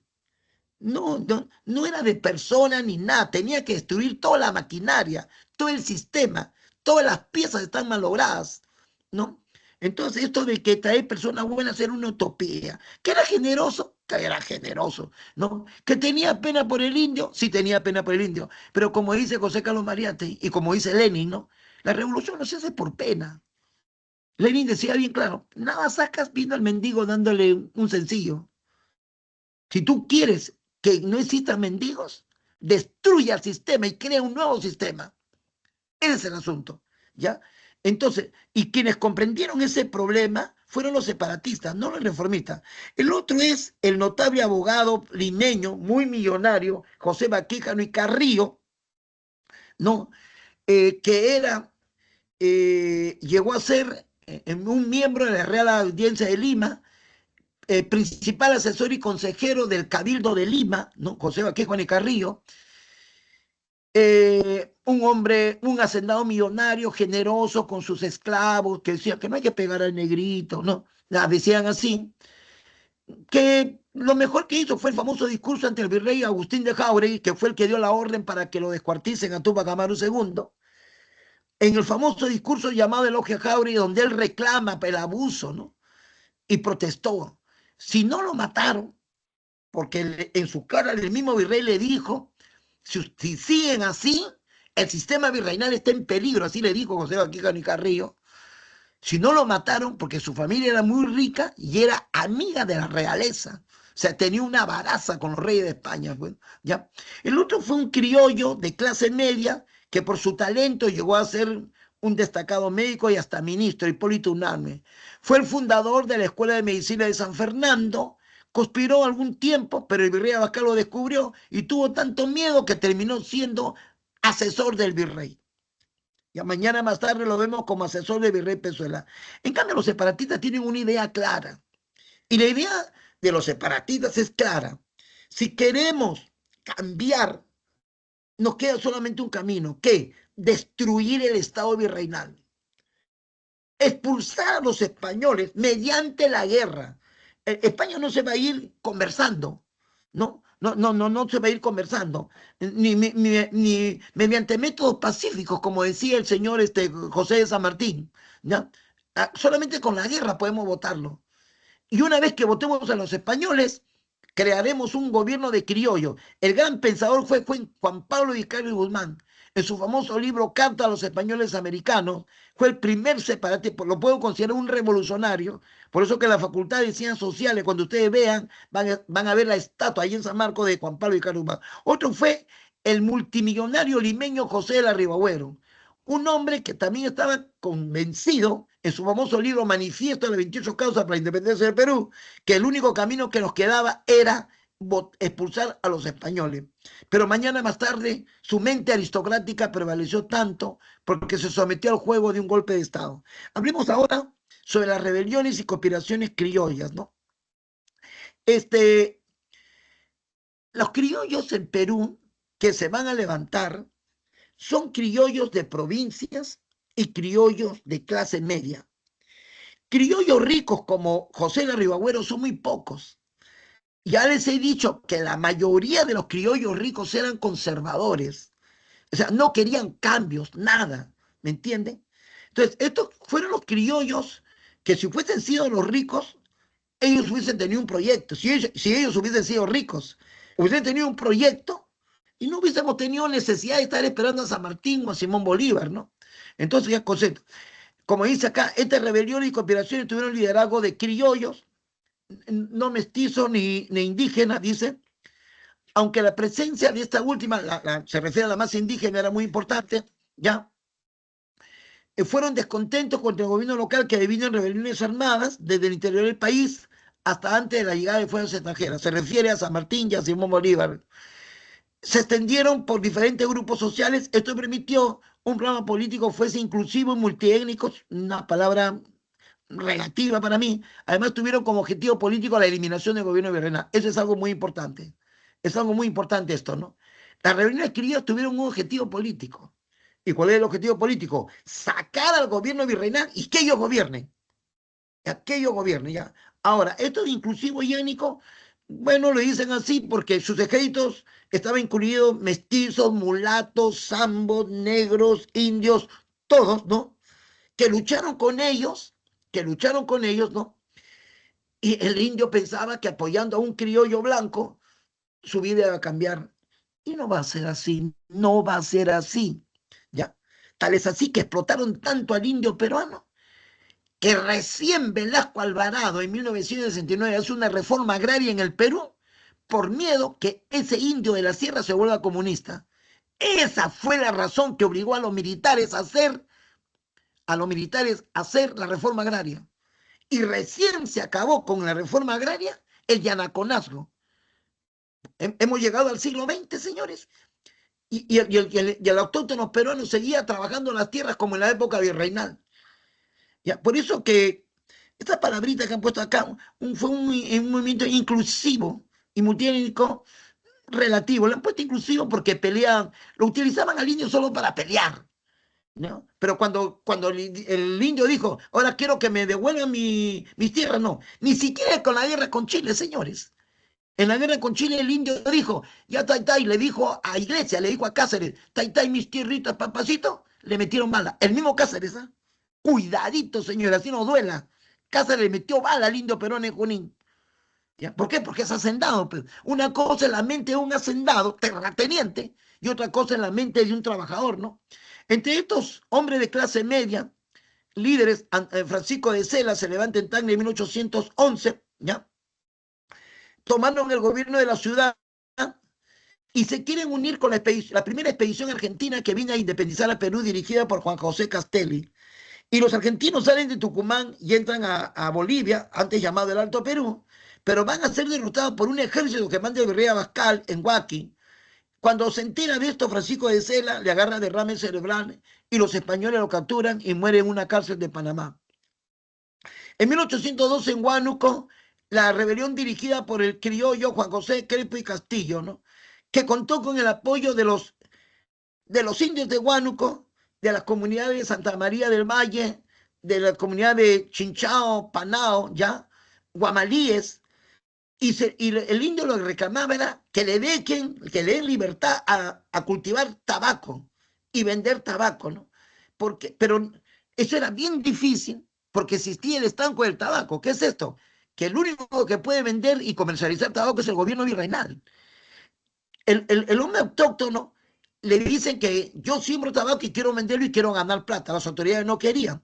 A eso súmale que le aumentan el impuesto de la alcabala y los subdelegados, yo les dije a ustedes que las intendencias se dividieron en provincias llamadas partidos y cada partido era gobernado por un subdelegado. Los subdelegados que reemplazan a los antiguos corregidores eran bien abusivos, pues, ¿no? Entonces ellos se levantan, la comunidad de Panao, Guamalíes, de Santa María del Valle, apresan a las autoridades y forman una junta de gobierno en Huánuco y le dan el mando a Crespo y Castillo. Entonces Crespo y Castillo va a tener que enfrentarse a un ejército que el intendente de Tarma va a llevar. El intendente de Tarma era José González Prada. y José González Prada, en marzo de 1812, lo derrota a Crespo y Castillo en la batalla de Ambo, cerca del puente Ambo en Huánuco, donde Crespo y Castillo es derrotado, Domingo Berrospi también es derrotado, capturado y son ahorcados. En Tacna se levantan los dos hermanos, Enrique Payardelli y su hermano Francisco Payardelli, ¿ya? Así es. Se levantan en Tacna estos señores al enterarse que la segunda expedición argentina, dirigido por Manuel Belgrano, entraba al Alto Perú para venir a Perú. Los argentinos venían a independizarnos, ¿ya? Los argentinos eran conscientes que si ellos quieren ser independientes, tienen que destruir el poder español que está en el Perú, ¿ya? Pero Belgrano va a ser derrotado por un ejército que manda a Bascal en Vilcapuquio, ¿ya? Y entonces ellos se levantan en Tacna y piensa Payardelli que se va a unir a su levantamiento Arequipa y Tarapacá, que lamentablemente no lo hicieron. Entonces de Tacna se van a Moquegua y en Moquegua se enfrentan al ejército español en la batalla de Camiara, en Moquegua, el 31 de octubre de 1813, donde son derrotados. Enrique Payardelli logró esconderse, ¿no? El otro levantamiento que podría haber tenido consecuencias mejores fue en Cusco, en 1814, de los hermanos Angulo y Mateo García Pumacahua, que fue un perseguidor de Tupac Amaru II. Los hermanos Mariano, José y Vicente Angulo, ¿ya? Que se levantaron porque la audiencia del Cusco no quería reconocer o juramentar o ratificar a la Constitución de Cádiz. Para ellos era necesario que la audiencia del Cusco juramente, ratifique o reconozca a la Constitución de Cádiz, porque decían que uno de ellos quería ser alcalde del Cusco y sabía de que si se cumplía con la Constitución de Cádiz, o sea, elecciones democráticas, salía elegido alcalde. Pero las autoridades españolas de Cusco no querían. Eso provocó su levantamiento y se apoderan del cuartel, se apoderan de los cañones y los caballos. Es ahí que se suma su levantamiento el que fue enemigo y perseguidor de Tupac Amaru, Mateo García Pumacahua, y el gran poeta y valiente patriota peruano arequipeño Mariano Melgar.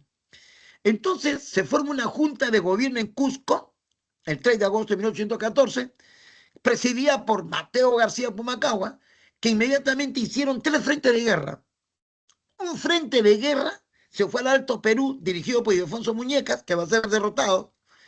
Otro frente de guerra va a Huamanga, dirigido por Mariano Angulo y al argentino Gabriel Béjar, que van a ser derrotados y fusilados. Y un tercer frente que se dedica a Arequipa, dirigido por José Angulo, ¿ya? Por Vicente Angulo y Mateo García Movaga, que triunfan. En la batalla de Pacheta triunfan, entran a Arequipa, pero en vez de esperar a Juan Ramírez, al general Juan Ramírez, ellos lo van a buscar a Puno, a Juan Ramírez, y van a ser derrotados en la batalla de Humachiri. En la batalla de Humachiri, 11 de marzo de 1815, es derrotado Mateo García Pumacahua, Vicente Angulo y José Angulo. Los hermanos Angulo van a ser fusilados y Mateo García Pumacahua va a ser descuartizado. El primero en morir el mismo día de la batalla de Humachiri fue Mariano Melgar. Y fue un ensañamiento personal porque el que lo mató, Juan Ramírez, sabía que Mariano Melgar había sido novia de la que ahora es su esposa, María Silvia, por 4 años. Entonces Ramírez lo buscó. Así que tú has sido el primer enamorado de quien ahora es mi esposa, ¿no? Tú eres, ¿no? Papá lo fusiló. ¿Ya? Así es. Corriente Libertadora del Sur. ¿Ya? Corriente Libertadora del Sur. Expedición Ejército de los Andes, ¿no? Bueno, después del Congreso de Tucumán de 1816, ¿ya? Y el gobierno del Río de la Plata, el director de las Provincias Unidas del Río de la Plata y el Congreso de Tucumán acuerdan formar el Ejército Libertador de los Andes y le dan el mando a quien era en esos momentos intendente de la provincia de Cuyo, al teniente coronel José de San Martín. Le dan el mando del Ejército Libertador de los Andes en vista de la experiencia que tenía en vista de los triunfos que tuvo cuando los españoles en la batalla de San Lorenzo, y le encarga una tarea bien delicada. La tarea fundamental es, acá mira lo que dice acá, ¿no? Dice, el objetivo político-militar fue liberar Chile y posteriormente a Perú. No, yo debería ponerlo al revés.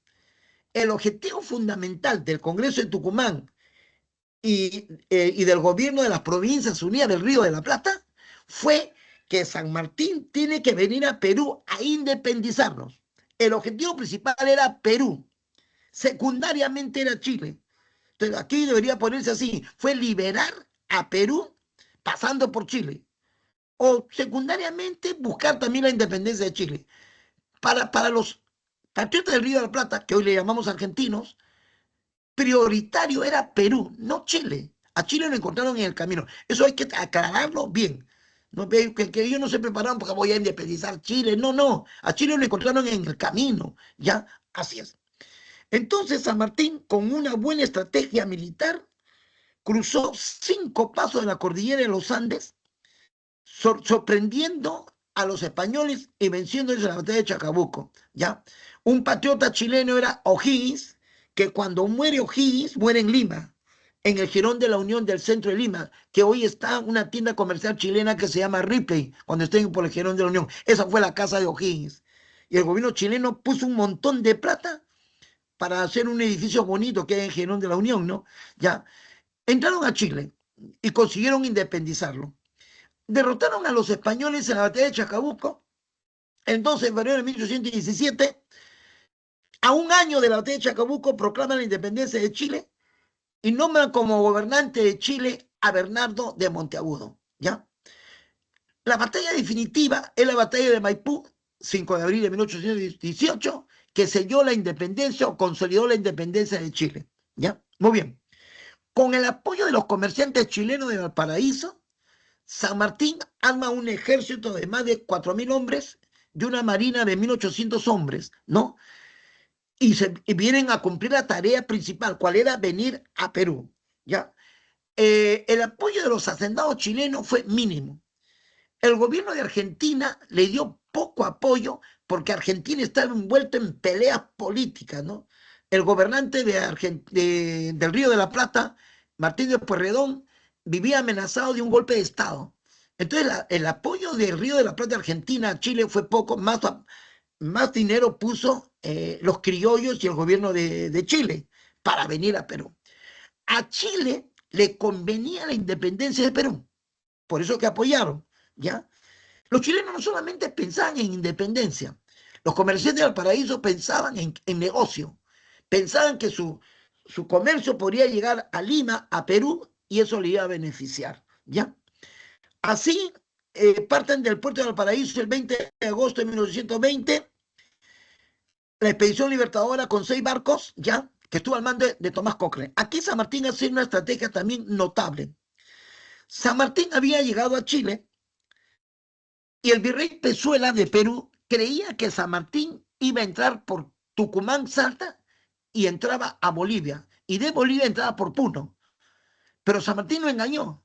Dice que Pezuela decía que es imposible que un ejército del Río de la Plata se atreva a cruzar los Andes, pero San Martín lo hizo. Entonces San Martín llega a Perú por la costa. Y el primer sitio donde va a llegar es en la bahía de Paracas.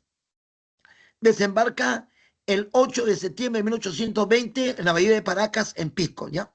Entonces, estando aquí en el Perú, hace su primer cuartel en Pisco, ¿no? Y como dice acá, ¿no? San Martín plantea una independencia de tránsito pacífico con una monarquía constitucional. Él viene con una idea clara ya, que la propuso a Chile, pero los chilenos no lo aceptaron. Que Perú sea una monarquía constitucional, inclusive el rey de Perú debería ser un príncipe español, así pensaba él. Y decía San Martín, debe haber una monarquía porque hemos estado tanto tiempo gobernados por los españoles que no tenemos experiencia de gobierno. Y además la monarquía es garantía de estabilidad, evitaría guerras internas, que en parte tiene razón San Martín, ya tenía razón San Martín, ¿no? Entonces, con esta idea monarquista, San Martín no le hace caso a Cochrane, que Cochrane le dijo, desembarque en el Callao y tómale preso al virrey. Ya, Cochrane representa a Inglaterra y los ingleses quieren ya una independencia rápida porque los ingleses querían ya extender su comercio marítimo hasta el Perú, pues, ¿no? Entonces, ¿qué pasa? San Martín tiene otra estrategia. Se baja en Pisco para asustar a Pezuela, invitarlos a una conferencia, así, conferencia de Miraflores, septiembre de 1820, ya, entre los representantes de San Martín y los virreyes de Pezuela. Y el tema principal que se va a hablar es así: reconocer la independencia del Perú. Mira, le dice así a los españoles, que se reconozca la independencia del Perú, implantando en el Perú una monarquía constitucional, que fue un fracaso porque los españoles a lo mucho aceptaron de que se aplique en el Perú la Constitución de Cádiz, que era una farsa. Si en España habían anulado la Constitución de Cádiz y el pueblo español se desangraba peleando contra el rey para que respeten Cádiz, y eso no lo iban a implantar aquí en el Perú. Por lo tanto, la conferencia de Miraflores fue un fracaso. San Martín, ante este fracaso, buscó una estrategia para presionar al virrey, que en realidad tuvo un éxito, una estrategia militar muy buena: cercar al virrey en Lima, cercarlo, rodearlo, bloquearlo, aislarlo, y para eso le encargó la tarea al general español Antonio Álvarez de Arenales, que avance por la Sierra Central, o sea, Ayacucho, Junín, Huánuco, Cerro de Pasco, mira, Sierra Central, bloquee toda esa zona y que los ejércitos de Canterá, que esté en Huancayo, y Monet, que esté en Cagua, no lleguen a Lima. Mientras tanto, él trasladaría su ejército de Pisco a Huaura y desde allí estaría apuntando hacia Lima.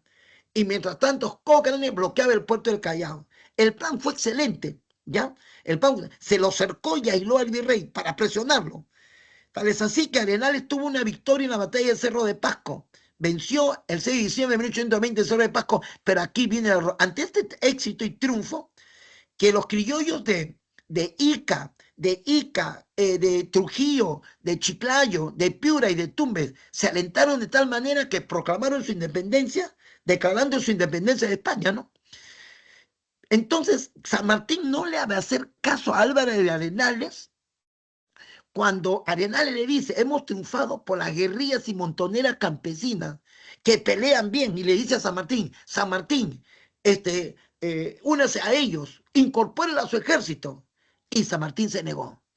Se negó porque él venía más que todo a defender a los ricos de Perú, ¿ya? Él quería el apoyo de los terratenientes, que se negaban. Yo no les he dicho que los hacendados y terratenientes criollos eran conservadores, eran reaccionarios. Entonces, aquí San Martín pierde una gran oportunidad que después se va a lamentar, ¿ya? En Aznapuquio, 29 de enero de 1821, acá al norte de Lima, kilómetro 30 de la avenida Tupac Amaru actualmente, la Serna viene de Cusco, ¿ya? Y le da golpe de Estado, José de la Serna, ¿ya? Le da golpe de Estado al virrey Pezuela, lo destituye y él se nombra virrey del Perú. El último virrey del Perú va a ser José de la Serna, ¿no? El 40 virrey del Perú, y se entrevista con San Martín en Punchauca, donde es un fracaso. La idea de San Martín no es aceptada, pero Lima estaba agitada, estaba inquieta y se podría producir un desborde popular. La gente rica de Lima tenía miedo a una rebelión de los negros esclavos y de los indios que integraban las montoneras, ¿no? Entonces, ¿qué pasó? La Junta de notables de Lima, o sea, ricos terratenientes que yo de Lima, lo invitan a San Martín que entre. San Martín entra a Lima el 12 de julio de 1821 y encuentra que los criollos están asustados, tienen miedo a un levantamiento popular. Entonces San Martín los calma y le dice: vengo a protegerlos con mi ejército, le dice San Martín, a los ricos de Perú, ¿ya? Yo voy a poner orden acá, solamente le pido que reconozca la independencia de Perú. Es así que el 15 de julio de 1821 se declara la independencia del Perú, cuando se elabora el Acta de la Independencia. El que redactó el Acta de la Independencia del Perú fue el abogado Manuel Pérez de Tudela, el doctor Manuel Pérez de Tudela. Entonces, el 15 de julio se declara, los criollos hipócritamente firman la declaración de independencia, que no la querían. Y ustedes me dicen: ¿pero por qué la firmaron? Por miedo, pues. tenían miedo que la masa campesina se levante, que los peones autóctonos se levanten, que los morenos esclavizados se levanten, ¿ya? Y si el 15 de julio se declaró la independencia, el 28 de julio se proclama, es decir, se lo da a conocer en 3 grandes plazas de Lima. La primera fue lo que se llama la Plaza Mayor o Plaza de Armas, ¿no? Donde él da a conocer que en este momento es Perú independiente, etcétera, etcétera, ¿ya? Muy bien, viene un año de gobierno de San Martín en el Perú que se conoce con el nombre del protectorado, ¿no? Es un régimen de gobierno, es una forma de Estado que San Martín va a tener durante un año. El protectorado es un gobierno transitorio entre el virreinato y la república, ¿ya? Y en la cual San Martín, ¿ya? Quiere realizar sus ideas políticas de monarquía constitucional, ¿no? Así es, ¿ya? Él concentró los poderes ejecutivos y legislativos menos judiciales, ¿ya? Creó 3 ministerios, el Ministerio de Relaciones Exteriores a cargo de Juan García del Río, colombiano, el Ministerio de Guerra y Marina a cargo de Monteagudo, tucumeño, argentino, y el Ministerio de Hacienda a cargo del peruano Hipólito Unanue, ¿ya? Entonces, que en su idea de traerse un príncipe de Europa mandó a Juan García del Río y Diego Paroicien a traer un príncipe y trató de nuclear a esta conservadora y reaccionaria criollada peruana, dándole los títulos de la Orden del Sol, ¿no? Para los varones y la banda de seda para las damas, para formar una élite aristocrática, porque San Martín tenía la esperanza que después de ese príncipe español podría salir del Perú un príncipe peruano en su idea monarquista de San Martín, y que era rechazado por los liberales, que lo dirigía José Faustino Sánchez Carrión. Los liberales se opusieron al proyecto político de San Martín, y los liberales querían para Perú una república. Así es. Obra del protectorado. Organización del Estado, claro, su Estado es pequeño, domina apenas el 30% del actual Perú, porque el 70% de Perú sigue en manos de los españoles, elabora el estatuto provisorio, decreta la libertad de imprenta, crea una especie de club social llamado Sociedad Patriótica de Lima, cuyo objetivo era difundir sus ideas monarquistas y donde San Martín pensaba que los ricos criollos iban a venir a apoyarlo, se equivocó, porque los que fueron a la Sociedad Patriótica fueron los criollos de clase media dirigidos por José Faustino Sánchez Carrión. Y ellos no querían la monarquía, querían la república, ¿ya? Entonces se produce un gran debate ahí. A los que son partidarios de la monarquía constitucional le llaman conservadores, ¿ya? Y a los que, y a los que quieren una república se llaman los liberales, ¿ya? Así es. San Martín se da cuenta que todo le está saliendo mal, ha sido derrotado por los españoles en Macacón, en Ica, los criollos se niegan a pagar impuestos, y San Martín recién se da cuenta que la única manera de votar a los españoles es a través de una guerra. Y es así que lo va a buscar a Simón Bolívar, a Guayaquil, en la famosa conferencia de Guayaquil, donde él pierde, ya, o sea, Guayaquil, Bolívar le niega todo, por ejemplo, le fue a pedir ayuda de 6.000 soldados, Bolívar le negó, ya, San Martín quería Guayaquil para Perú, Bolívar nos quitó Guayaquil porque legalmente Guayaquil pertenecía a Perú. En el campo social, dio la libertad de vientre, la ley de vientre, donde da libertad solo a los hijitos de los negritos nacidos el 28 de julio de 1821, pero el 90% de esclavos seguían siendo, de negritos seguían siendo esclavos. Abolió el tributo y la mitad indígena para, como dice, buscar el apoyo de los indígenas, pero en la práctica no le cumplió, porque como los criollos se negaban a pagar impuestos, San Martín le siguió cobrando al indio tributo indígena para mantener a su ejército. En el campo cultural creó la Biblioteca Nacional, la Escuela Normal de Varones para formar maestros y un concurso para crear el himno nacional y la bandera de Perú. ¿Ya? San Martín dije fracasó en Guayaquil. El astuto Bolívar prácticamente lo aplastó a San Martín. Así lo aplastó. Vio que iba desesperado a pedirle ayuda, le negó la ayuda de los 6.000 soldados, ya le quitó Guayaquil.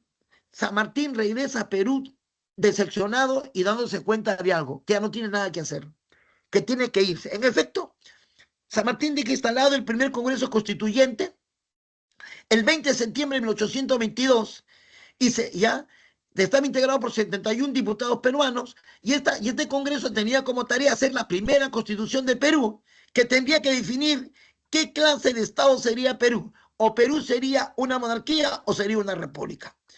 El Congreso Constituyente, el mismo día que San Martín se fue del Perú, el 20 de septiembre de 1822, creó una junta gubernativa presidida por José de la Mar, que tendría que gobernar Perú, ¿ya?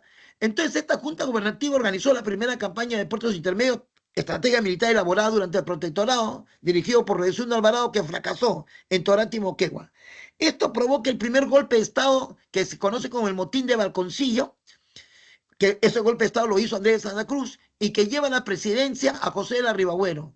Santa Cruz organizó el golpe de Estado, pero el ejército pedía que el presidente de Perú sea Ribagüero. Ribagüero, si fuese decente, no lo hubiese aceptado, porque fue un golpe de Estado.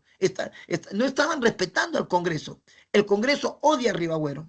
Por eso es que Ribagüero gobernó apenas 4 meses, de febrero a junio de 1823.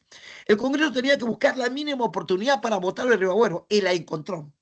Ribagüero quiso hacer la segunda campaña de puertos intermedios, que va a fracasar porque no lo ayudó Sucre.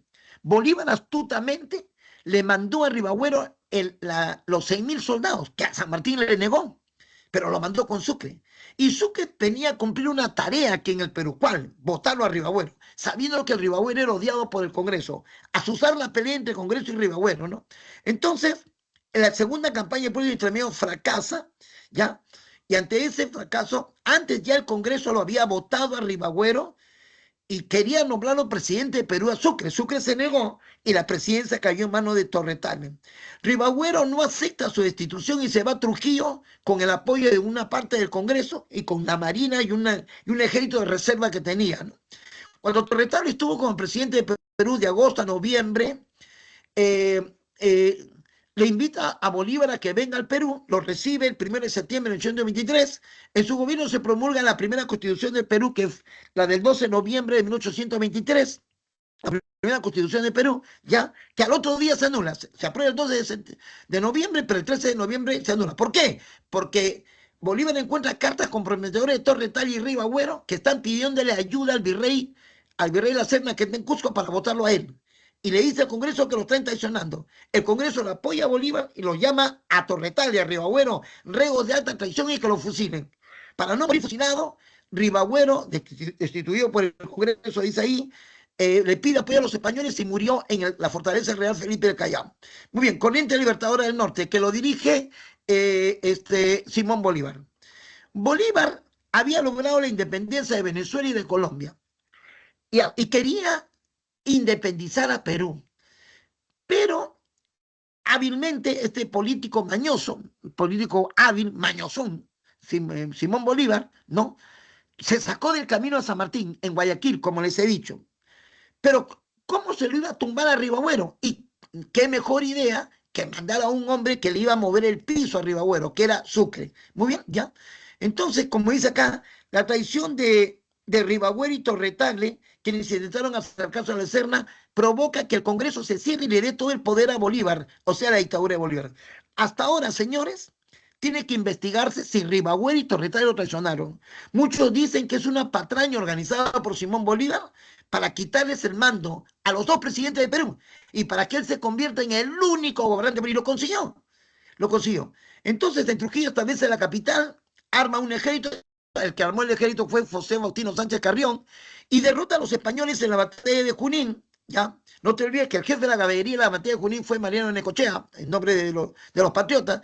Y en Ayacucho, el 9 de diciembre de 1824, bajo el mando de Sucre, derrotamos a los españoles y se firma la capitulación de Ayacucho ya el 11 de diciembre de 1824, ¿ya? Donde allí, acá tienen la lectura de que España reconoce la independencia de Perú, acepta retirarse, pero Perú lamentablemente y todos los países de América del Sur se comprometieron en pagar una indemnización a España, que fue un error, porque todo el mundo dice, si ustedes han vencido, ¿por qué le van a pagar al derrotado? ¿No? Entonces Bolívar quiere hacer sus sueños políticos. En Panamá realiza un congreso anfictiónico. Anfictiónico quiere decir un congreso universal, un congreso donde se llame a muchos países, de ahí la palabra anfictiónico, ¿ya? Y se reúnen de junio a julio de 1826 en Panamá, ¿ya? Donde no fue invitado ni Brasil, no, ni Haití, ¿ya? Ni Estados Unidos, ¿ya? Estados Unidos fue solo de chismoso, de veedor, ¿no? Y el mayor acuerdo del Congreso de Panamá es formar una confederación de países hispanoamericanos, ¿ya? Cuya capital debería ser Panamá por ser céntrico, como se decía, ¿ya? Muy bien, pero que fracasó porque cuando los delegados regresaron a sus países, eso no fue ratificado por el Congreso. El Congreso, por ejemplo, no fue Argentina, porque Argentina ya dudaba de Bolívar, lo miraban como dictador. No fue Bolivia. Bolivia es un engendro creado por el mismo Simón Bolívar. Y Bolivia creía ciegamente en Bolívar, pero al darse cuenta que él quería tener una dictadura hasta la muerte, desconfiaron de él. Hay dos razones por qué fracasó ese Congreso Anfitriónico de Panamá. Uno, que muchos caudillos militares, al ver que Bolívar estaba tuberculoso, estaban esperando su muerte. Querían que se muera. ¿Para qué? Para ellos mismos formar estados y dirigir esos estados. Bolívar quería estados grandes, como le decía Juan Pablo y Ricardo y Guzmán, pero los caudillos querían estados más chicos, ¿ya? Así es, ¿ya? El mismo Bolívar malogró todo. Si Bolívar hubiese tenido la mente de un George Washington, un hombre que respetó la Constitución, un hombre que no se moría por el poder, un hombre como Washington, cuando le eligieron por tercera vez presidente de Estados Unidos, Washington dijo, señores, ya con 2 está bien, 3 es demasiado, digo así. Bolívar no, Bolívar quería el poder, o sea, era un hacendado caraqueño que quería ser dueño de toda Sudamérica. Eso malogró todo, ¿ya? La Federación de los Andes, como fracasó el Congreso de Panamá en su idea de formar una confederación de países hispanoamericanos, la otra idea era formar un estado llamado Federación de los Andes que lo formaría la Gran Colombia, Perú y Bolivia. Pero para que se forme ese estado, ¿ya? La Gran Colombia, que sería lo que actualmente sería Panamá, Ecuador, Colombia y Venezuela, y Perú y Bolivia debían aprobar la Constitución vitalicia. En Perú logró aprobarse la Constitución vitalicia, dice con fraude, ¿no? En Bolivia también con fraude, ¿ya? Pero resulta que en Venezuela y Colombia no querían la Federación de los Andes. Entonces Bolívar le deja el mando del Perú al general Andrés de Santa Cruz y el 3 de septiembre de 1823 se regresa a Caracas a poner orden. Cuando Bolívar regresa a Caracas, logra imponerse, pero secretamente ya estaban preparando su destitución y también su asesinato. No hay necesidad de asesinarlo porque el 17 de diciembre de 1830 Bolívar muere de tuberculosis. Ya se fue tuberculoso de acá, de Perú. Entonces el hombre que iba seguramente a seguir con las ideas políticas de Bolívar de formar la Federación de los Andes sería Sucre. Y los hombres que tenían ambiciones personales, Juan José Flores de Quito, lo que es Ecuador, ya Paula Santander de Colombia, lo invitan a una reunión en un bosque. Ingenuamente Sucre cree en ellos y va a ese bosque y en ese bosque lo asesina. Entonces la Federación de los Andes, que sería la unión de la Gran Colombia, Perú y Bolivia, donde tenía que aprobarse la Constitución vitalicia, terminó siendo un fracaso. Muy bien, jóvenes, ya hasta aquí ya tienen lecturas para que ustedes tienen una línea de tiempo y me despido de ustedes dándole las claves, ¿ya? 1, A de avión, 2 D de dedo, 3, A de avión, 4, ya, 4, C de casa y 5, B de barco. Ya, muy bien, jóvenes, hasta aquí hemos llegado en el avance. Me despido de ustedes hasta el próximo lunes, ¿ya? Hasta el próximo lunes. Que pasen una linda Navidad en nombre del niño que fue Dios y que yo considero como es el primer gran socialista del mundo, Jesús. ¿Ya? Y que lo mataron por ser antisistema. Cuando se quite la mente religiosa y se haga una interpretación histórica, Jesús va a estar más encumbrado. Por eso que entregó su vida. Que pasen una feliz Navidad, jóvenes. Hasta la próxima.